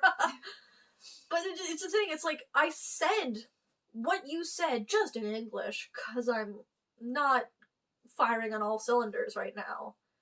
When you're stressed. But they were looking at me like I had 4 heads. There's so much. The Masquerade was definitely like the biggest what the fuck. Apparently, though, on Sunday, the Lolita fashion show. It started an hour and a half late because the event previous started an hour and a half late. And from what I understand, half the models dropped out, and that's why when they came around to our table and asked, does anybody want to be a model? And we all went, shouldn't you have your models already? They were running around the convention space looking for models for the show. Because half the models dropped out of the show. Which, again, can't blame them given what happened the day previous. But, like, if I had known that, like, half the models dropped out, I would have, like, gone and helped with that. Because I've modeled in a fashion show. Ironically, at GAnime before. But that was, I think, that was 2020, so that was just before COVID hit. We're going to be talking about this con for a while. Luckily, I think... There's so much! I'm biased because I love my convention friends in Ottawa, but I love y'all so much. We're going to be talking about this. Our group chat was like, what the fuck was this? Even the ones that didn't go, like, Nix, who lives in Scotland, even he's like, bro. Huh? We've had friends who didn't go, who, like, checked in and were like, what the hell happened? What's going on? Like, Vasily did, like, full-on investigative journalism, like, what the There's so much. And I feel almost, like, embarrassed, because one of our friends is from Montreal, and came to Ottawa Comic Con, and enjoyed the scene so much. They were like, oh my god, the Ottawa people are so friendly and nice, and, like, they had such a good time. And then they go to GAnime. So they were not competing in Ottawa Comic Con, but they were a handler. and they were just overwhelmed by how lovely everybody was, because they had like this gorgeous costume. And even though they weren't competing, all of us were like, oh my god, you're amazing, you're spectacular, we love you. We were hyping them up so much, and they were like, this is so great, I want to do it. Gatineau's in like the same area, we should do that. And no, they're like, they were admitted like, I hated this. I'm like, I don't blame you. I'm so sorry. You did great. There was the one entry, the Violet Evergarden. She was the Charlie at Ottawa Comic Con. I felt they were bad the for her. Emily specifically. Right, Emily, yes. They were Emily and Charlie at Ottawa Right, Comic because Con. their Charlie was in the audience, and they're the one that had to leave the audience at GAnime. Yeah. I could tell from the look on her there. There. I think they use she there. Okay. If we get it wrong, please correct us. We will make adjustments as needed. We got you. We are only human. I could see the look on their face when the audio cut of, Again. oh no, not again. They did it better, but they're... But at least this time the audio went better. But it was like, as soon as I'd seen their face do, I immediately went, oh no. Because I knew that they had audio issues at Ottawa Comic Con.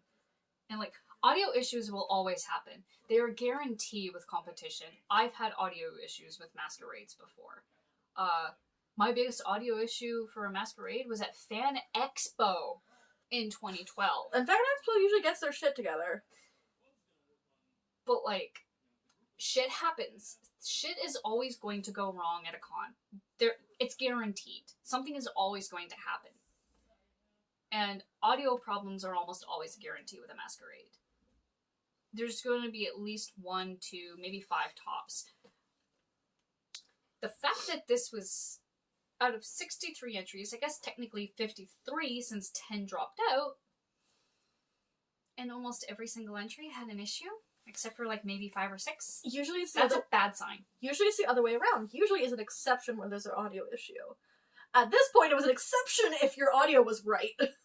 Yours was one of the few that worked well. Yeah. The first one, yours, Ashy's worked on the first go. I think Orion's also did. Yeah, Orion's also worked on the first go. So, like, that's 4. And usually I can think of the ones that went wrong easily. I'm having a hard time thinking of the ones that like went at Ottawa right. Comic Con, it was like 1. Yeah, 1 entry, I think maybe 2 tops. Yeah. But, like, and again, what the hell? There was even issues with the award ceremony. Oh, yeah, there was! Like, our friend that won... Yeah, microphones are always a guaranteed issue, because there's a lot that can go wrong with a microphone. But our one friend, she was the first one called up for the Journeyman Awards. They did not give her her certificate until 6 other people were on stage. Because they made it look like they could not find her certificate. They'd actually put the wrong award name on her certificate. And to fix it, they crossed it out and scribbled on in pencil or pen. I've seen typos and stuff on awards before. I've got a few. One of our friends has big Mike energy as opposed to big Miku energy. My entry for Ottawa Comic Con 2022 is a very minor spelling thing, because my entry was called Valentino's Craving. They put Valentino Craving. Yeah. So they just forgot the apostrophe and the S. It's like, usually like a single character. Stuff happens. But the entire award name being wrong? And also, in my experience with Ottawa Comic Con, I think my friend who had the big Mike energy pointed that out, and they're like, if you need to, we can reprint it. Like, we can figure out a way. There's none of that for GAnime, as far as I'm aware. And I don't think Orion, like, made too big of a deal. No, they found it funny as hell. And then their picture was used for the programming. They're still programmed. They're still everywhere. I keep joking with Nick stuff. What if your picture is the one in the programming next year because wheelchair? And they're like, no, don't tell me that. It's like the university's like tracking down like the one person with diversity. They used also Ken for like advertising the awards when he was Jace. Yeah. And they not the awards, the Masquerade, but yeah. They still use the same person from the last, 8 years for advertising on the website for the Masquerade. And it's like, you know what? Considering the costume, yeah, some things stick for a long time. Yeah, no. Our friend who is the Miku, who's being used for, the face of the Masquerade and stuff. At least for this past year. A little while, yeah. We'll see when it comes around to Anime Ottawa again. It's kind of a badge of honor. Yeah. Having your picture anywhere, either on news articles, social media, or even more so the programming, is just like, the heck? Yeah. Of course, the one time I have it for Montreal Comic Con, I'm in a compromised position. I'm laying on the floor and you can see out my coat with the shorts. No! It's funny, it fits the character. It does. But it's just of all the pictures. Of all the pictures. Yeah, I've always been joking that and this is me being self-deprecating, I'm not conventionally attractive enough. I think you're attractive enough. Stop that. Thank you. But it's also, the diversity thing you were talking about is on point. They might.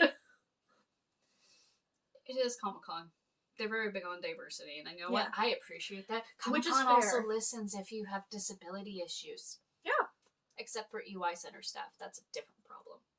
When you have to ask for a ramp to go outside, when the ramp is right there,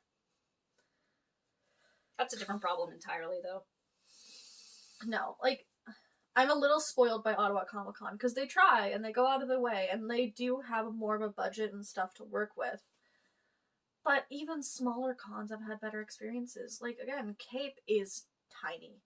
It's on an ice pad. Yeah, it's in an arena. And they do have a room for panels, but they only have a couple panels. Yeah, but even still, they have a room, they try, and again, they work within their means. They made it fully wheelchair accessible. Yeah. Mind you, it's also a government building. But, that's why I don't listen to the crap that GAnime spiels about. Oh, it's the Palais. The Palais is a government building. Government buildings across Canada are required to be accessible. Also, if Cape, who's in just an ice rink, can make it accessible. Cornwall. Yeah, it's tiny. I ran QMC at the Quinte Sports and Wellness Center in Belleville in 2013 to 17. Fully accessible. Yeah, you can do it. It's Cape. It's not hard. You just gotta think. You just gotta try. Which is the big thing, is that GAnime doesn't try. They don't care. I don't know what they they're can doing. They can make excuses all they want. Us as the con goers, especially the cosplayers, can tell. Oh god, cosplayers, we know. We have those big ass costumes. We talk. And we're going to be talking about this probably for the next few years. We're like, oh, remember that one GAnime? The one that made us all rage quit? Yeah, literally, this is rage quitting for cosplayers, is when you have treated us so badly. Actually, not even cosplayers. I know a lot of people that don't cosplay. It was so bad. That are quitting going to that con because my partner begged me never to return. And I was kind of like, oh, I don't know. And then I looked back, I'm like, no, you're right. This sucked. My husband is actually thankful that he didn't go this year. See, my partner went 2 years ago, didn't like it. Then it was so good last year. I was like, oh my god, it was so great. You should have come. And then he became this year, and he was like, why did you tell me it was good? Because last year was great. He's like, you lied to me. I'm like, I didn't, I promise. Because last year was actually good. It was actually the best year I had experienced. So it was like, going from, okay, they've actually made some big, and now they're, what the fuck? They are capable, which is almost the most infuriating part. But it's like, it seems like when it comes down to it, it just seems to go out the window. I think, genuinely, I don't know how they could fix it at this point. I really don't. I even sent an email in, the Monday after the con with, these are the issues I had, and it was 5 or 6 things, and I gave suggestions on how to improve these. Whether or not they actually follow through is another matter entirely. I just generally don't know what they could do. It seems so foundational, the issues. They're issues that shouldn't even be issues. It feels like there's cracks in the foundation of a house that's about to collapse. My first red flag should have been when, because I submitted to do a panel. Most cons tell you at least 3 weeks before the con, yeah, your panel's confirmed, this is the time slot. But usually a con will let you know like a few days before if something changes.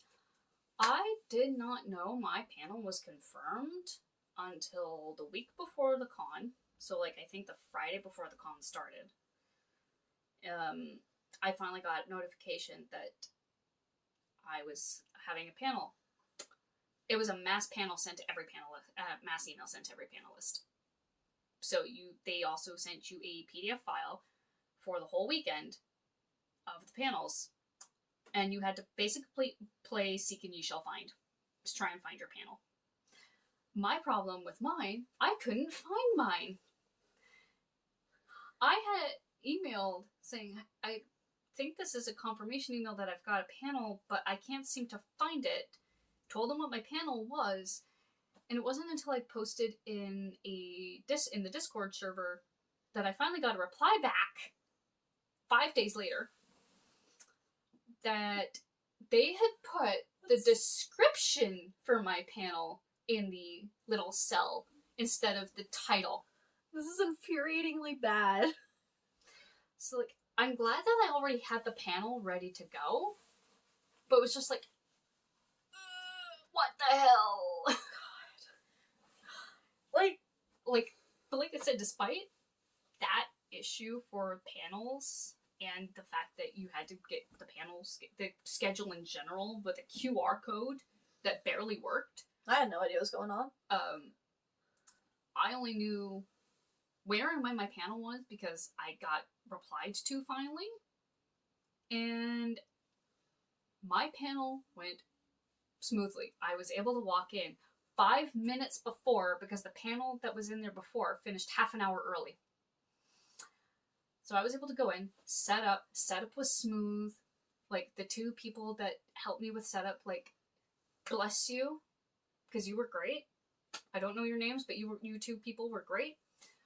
I was able to start on time, and because if I had a nickel for every time this happened, I'd have 2 nickels.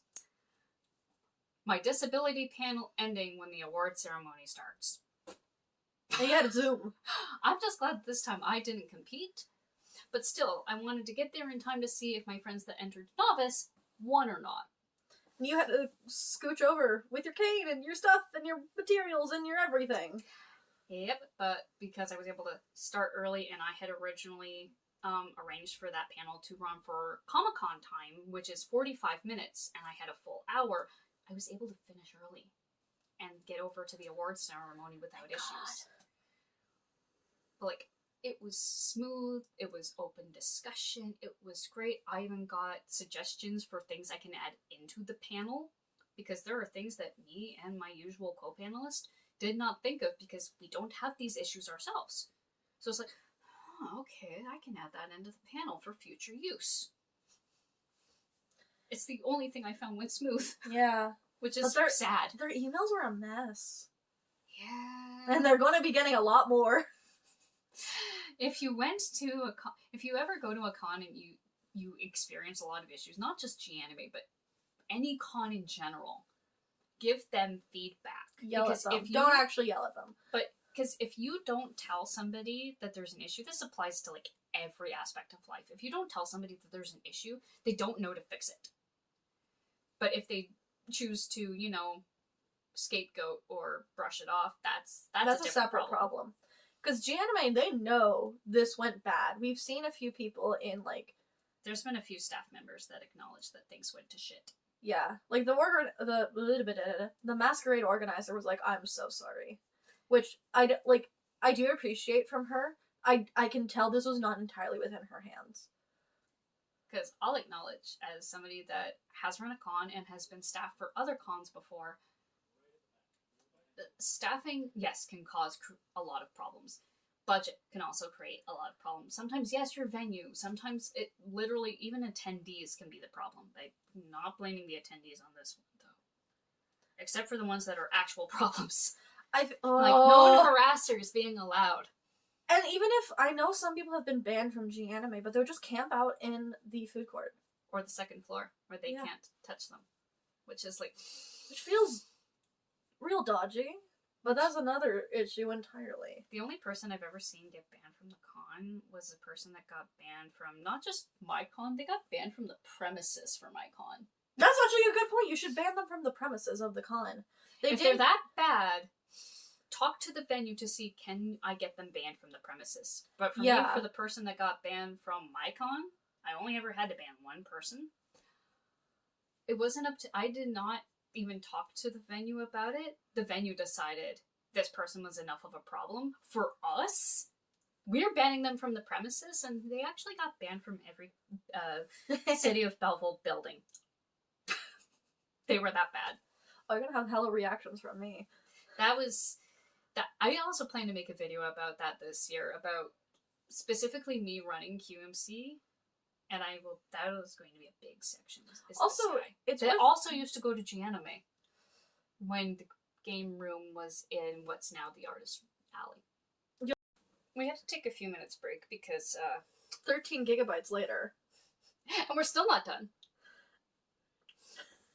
You can talk so long. It doesn't help that there's so much to talk about with this con. Unfortunately. And you're probably going to get other people's perspectives to hop in. Yep. I'm here because, I don't know if you mentioned it previously in the video, we were supposed to compete together. As Kaito and Luca from Vocaloid. Yeah, we were supposed to do a duo costume, but shit happens. So mine was mostly finished, and I was like, oh, I'll go on. I'll go on my own. So we were two halves of a duo in two different places. And I think, I left the convention and I was like, you may have dodged a bullet. Yeah, after just watching the Masquerade, I was like, oh dear God, I'm glad I didn't enter. We were concerned about, our audio, even before, getting it to, mash up well. They probably would have fucked it up anyway. Yeah, considering how much got botched. Messed up. It was... Hoy! Somebody we knew was doing a death scene, and, they started it and then it had to pause and restart it. At least it didn't do the pause in the death scene. No, luckily. It was, thankfully, I think 3 seconds into the video, into the presentation. Yeah. But it's still, not ideal, because that will throw you off. And speaking of presentation, I don't know how they judged on presentation when you were getting screwed over so much. I think with the judges, they were probably thinking, okay, this is not in their control. This is beyond their control. So they were probably looking at, okay, how do they proceed? Yeah. And trying to go from there. Because even that still doesn't feel entirely fair. Because even if, because that's not fair on the judges either. It doesn't feel balanced either, because if your audio did mess up by some stroke of luck, you may have a smoother and better presentation than another person. Yeah, like Thane, whose audio played for all of 5 seconds, and then they got ushered off stage, and then before they were even back where they needed to be to go onto stage, their audio was already playing. And they're like, oh, just deal with it. And they still got a presentation honorable mention. Because they did look great. Yeah, it was for utilization of stage, because they used the entire stage. A lot of people don't think that you can use the entire stage. For GAnime specifically, I would not trust using the entire stage, because I don't know how they were jumping around, they were having fun. I was afraid I was going to fall on my ass and, the stage would collapse under me. I was really worried. That stage is not the most stable. It's never been the greatest, but it's also never been that bad. It was also, pre-COVID, you could actually have the next 3 or 4 entries standing in the wings, the immediate wings, waiting to go on stage, because there was a curtain. There's not been a curtain for the last 3 years. It's behind the stage, so you have to unveil. The audience sees you before you get on stage, which is kind of weird. Yeah, it's kind of uncomfortable. And when I did the Masquerade as Charlie in 2023, it was a bit uncomfortable. Before they even read my entry title, somebody in the audience shouted, "Go Charlie!" It was just I lost my element of surprise. Yeah. Which, can be important, especially like. That's one thing I was very thankful for with the GAnime this year. Not GAnime, Ottawa Comic Con this past year. I wanted that element of surprise for my presentation, and because I knew what to expect from Ottawa Comic Con, I was able to like shuffle on stage behind a big piece of fabric, and then have the reveal of my costume. I also could at the end of my audio, at the end of my introduction too. I also could have the element of surprise. Your award was literally surprise, surprise, surprise. Yeah, so I don't like, because we could utilize the wings. I had like a faux table that my friend got under, and we skirted and like we got them on stage with a ninja. And nobody knew we had them in the table, the box, until it started shaking. Yeah, and even that, I think some people were confused. I knew that Ashley was in the box because I'd seen it backstage. You saw it backstage. Apparently some people... But I was not expecting the literal table flip. I don't think anybody was... I don't even think you were expecting that. I wasn't. I told Ash, like, you can destroy the table, you can do whatever you want. They were like, I bet! Bet. And it was in character! They went for it, and you know what? I loved it. I think it's... I don't know if I'll ever be able to top it. For those who, quite the presentation. For those who don't know, I was Lydia and my friend was Beetlejuice from the Beetlejuice cartoon. Very fitting. And we were doing like a table to like do the summoning of Beetlejuice. And when I finished it, my friend popped out of the table. And then proceeded to flip the table. That was great. It was so in character. Again, I don't think I'm ever topping that. But with the Masquerade, like GAnime, you can't do that. You lose that element of surprise. Also, we can't like roll a table because my table had wheels. I made it with wheels. And you did that based on the fact that there's a ramp. There's a ramp. I knew I could with Ottawa Comic Con. I could not attempt that at GAnime. A friend of mine that had previously registered for GAnime's Masquerade, and then they had to drop out for primarily health reasons. They followed suit from what I'd said at the disability panel that I ran at Comic-Con with Nyx. They got a hold of the Masquerade staff in advance saying, hey, about accessibility. Apparently, they offered to get a wheelchair lift for somebody using elbow crutches. There's a lot of things that are involved in having a wheelchair lift installed, because it has to be on something permanent. It's also, that shit expensive. Very expensive. It would have been better to have a ramp. I'm like, I feel like a ramp's cheaper. Much cheaper. They may have been able to rent the lift from the Palais, possibly, is the only thing I can think of. But, like, still, you need something that's permanently there. That stage is not permanent. No. And, like, bless my friend, I'm so sorry about their, like, medical issue that happened, but they kind of dodged a bullet. I feel like everybody that dropped out dodged a bullet. If you didn't attend GAnime, you dodged a bullet. You notice that we're complaining mostly about the Masquerade, and there's good reason for it. One, we're competitors. We're cosplayers. That's kind of our bread and butter.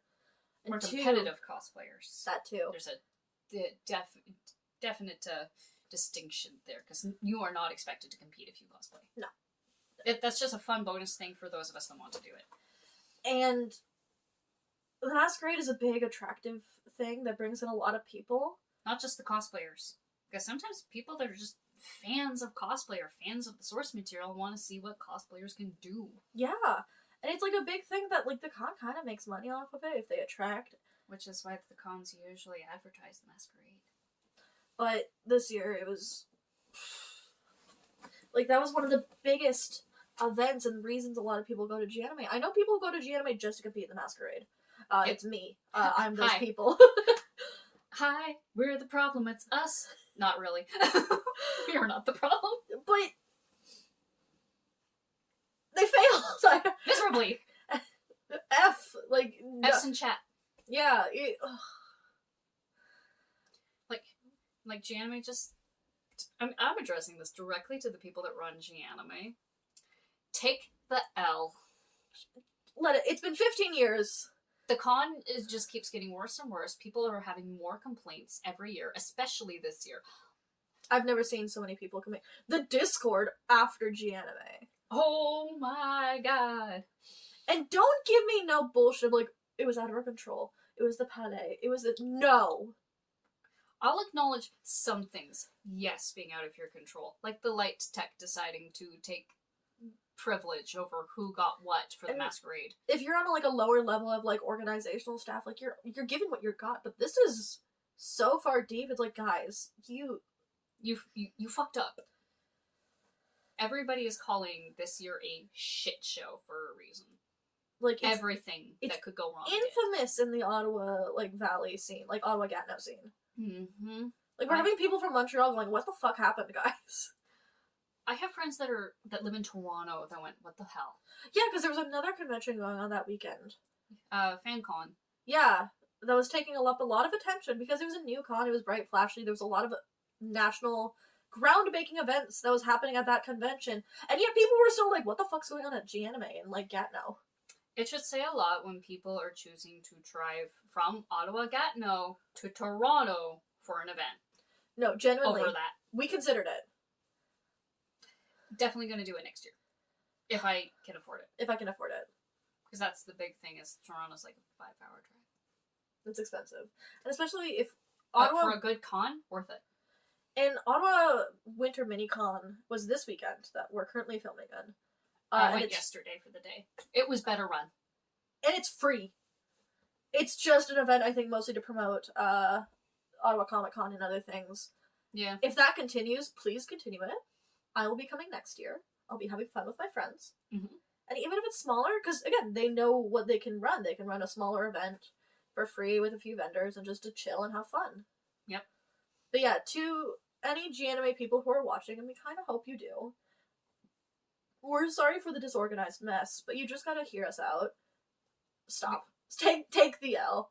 Let it die. Maybe make a new thing, but, just give it, a year or two, or a bit. Or just stop running the con, period. Yeah, I would love something in the Palais. Because you can say, oh, we're gonna do better next year, but, guess what? You said that last year. And you the year said before. That many times. And the year before. Yeah, some years got better, but in very small marginal things. Last year had a decent improvement. This year, though, was so bad. It tanked badly. It tanked hard. It tanked infamously to the point that if you guys decide to run it next year, I don't know how it will go for you. I think you will genuinely have a huge loss. Probably. You will probably end up in debt. So just take the L. And remember, we talk. We cosplayers, we con goers, we're a small scene in Ottawa. We talk. Hell, we're a small scene in Canada. Especially competitive cosplayers talk. You don't want that. When people that... I have been in the Masquerade scene since 2010. I've been on the con scene since 2008. If I'm saying that your con is this bad out of almost 20 years of cons and Masquerade... It's bad. That's a bad sign. And I feel for anybody that this was your very first con, period. If GAnime this year was your first con, please go to other cons. Other cons are so much better. Even if your first con after this won't be till Ottawa Comic Con for accessibility reasons, or even Anime Ottawa, Fanatic Con, those are better run. Those are far better run. And if this was your first Masquerade, I'm sorry. I feel for you. I'm so sorry. Please try again. They Somewhere are else. fun. They are worth it. And I will admit, a lot of the time a Masquerade is what you make of it yourself. Yeah. But this... It was out of our control. I don't think you could make the best of this if you tried. One of the best things about Masquerade is the camaraderie and how you feel with your friends. We were just mutually suffering. This was trauma bonding the convention. Yeah, basically, because even watching was awful. Which is, usually, I love watching a Masquerade when I do watch them. Yeah. But... And especially when my friends are in it, yeah, I'd be screaming. The only reason I didn't scream as much for watching the Masquerade is because I was filming it, and I didn't want that directly at the microphone for my camera. And, still some fun memories came out. I have a few, of one of my friends started, clapping with my song for my that was lovely. The best feeling is when you get people clapping along to your music and when you're competing. I know. Or if you see people like last year, because I competed as Lucifer and I used a Paranoid DJ song, people that knew the song were singing along and I could see it in the audience. What the heck is happening with my ring light? It heard gay. No. That's new. One's never done that before. But it's also been on for a few hours. What the hell? There we go. We're back. For some reason, my ring light just went rainbow. That was random. And yeah, last year's GAnime, I killed a ninja. And I genuinely, because I gave him, like, ribbon blood to, like, go, like, throw out kabuki style. And I heard, like, gasps in the audience. But the audience was, like, so miserable that we got very little of that. Yeah, there was, like, very little audience engagement besides, like, to certain music. Yeah. And the usual, like, cheering and applause after people would leave the stage. It felt like a dead room. It was miserable. Like, I could deal with the audio issues. My biggest problem was those damn lights. Those damn lights are bad. Your battery low. I'm actually going to make a suggestion for, this is for competitive cosplayers of any level. If you're going to have certain sounds in your Masquerade audio, I can think of 2 specific entries. Yeah. An entry that had Mandrake Scream and entry that had radio static. Oh, the static. Those can trigger tinnitus, and they can trigger other issues. The Mandrake Scream in particular, because it was so early in the Masquerade, triggered my tinnitus in my left ear. This is just a suggestion, you don't have to do it, but it might be a good idea for future consideration to put a warning in your introduction of there will be a loud, high-pitched sound or disturbing sound. That also may not entirely be on you. Like, I feel like the MC or, like, the audio tech or somebody should catch that. Because sometimes you might balance it differently, like, at home versus how they balance it. Yeah, like, I don't think the static was initially supposed to be as loud as it was. I like, don't think so. It started and I was accidentally next to, like, the speakers and I had to be like... I do not think that was on them because I think they didn't balance it well. Also, GAnime should have done, like, a sound check. Yeah. They did. I know Ottawa Comic-Con does that. They did do a bit of a sound check, but it was mostly with the music, like, before we even got in to watch. And from what I could hear, it was mostly just the ones that had heavy bass that they were checking. Maybe that's the opposite issue you should worry about. Heavy bass is more tolerable than extremely high-pitched sounds. Trust me. My tinnitus was not happy. And that's not to say those 2 skits were great. They were great. They were fantastic. And specifically the one with, like, the TV sounds and the, like... It was funny. It was funny as fuck. And especially also, for me that watches Has-Been. That was hilarious. It was a Valentino... Not a Valentino. Vox, a Vox Alistair, and an Alistair and a Lucifer. It was the V's. I got them confused. But no, it was a Vox who was having a TV trouble. That's and an Alistair hilarious. with radio static. Like, that was and hilarious. Lucifer trying to fix it. It was so good. And I'm certain you guys balanced it better. I trust you competitors to know better. I do not trust GAnime to know how to balance their audio. No. It was rough. Everything was rough. Even now that I'm thinking about it, I just remember now registration was rough. Yeah, that was your job. I tried 9 times online to buy my ticket. Oh, it failed all 9 times. One of them being as I'm standing there at registration, because GAnime is the only con I know of with a larger presence. I say larger by, like, it usually it's seen over 1,000 attendees. If artists in Artist Alley can have a square reader, what's your excuse? Because I got told you can either try to buy your pass on your phone, or go back down to the ATM and take out money. So I tried to buy my pass on my phone, and I just happened to luck out that as it failed miserably for the 9th time, a friend came, she had cash, and she paid for my pass, and I just e-transferred her the money. Oh, they also lost my pass for a bit, because I bought two. I bought myself a weekend pass, and I bought my friend a Sunday pass. And they could only find the Sunday. I'm like, I know I bought a weekend pass. And here I am trying to fight my email. They tried to assume that I was only buying a Saturday pass, because I was buying my pass on Saturday, and it's like, No.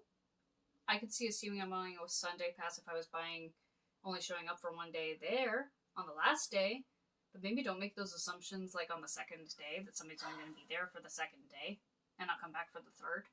I'm not paying twice for 2 days. GAnime, trauma bonding, the convention. Basically, everything that could go wrong did. It's pretty sad when you have a hard time thinking of what went right with a con. And even if they did, it's overshadowed by how miserable we all were. I've never... Actually, no, I can't say that because I've got 3 other bad con experiences. But this is the first time in over 10 years I left a con feeling mentally and physically exhausted because I had such a bad time. Usually I leave a con feeling mentally and physically exhausted because I had a great time. Because we're like drained and we're like, oh my god, all my friends, I'm so happy. But I left and I was like, why did I go? yeah. You know, we also charge the same price Anime North does, and Anime North is 4 times the size. No, the price is ridiculous this year. And, like, it was bad. Like, you are not a $70 con. I'm sorry. This gave me DashCon vibes. Minus the ball pit. Yeah, at least DashCon had a ball pit. Yeah, which apparently DashCon's coming back. Yeah, that's the ending of the video. This reminded me of DashCon. At least I had a ball pit. That's pretty sad. That's pretty sad when you're getting compared to DashCon.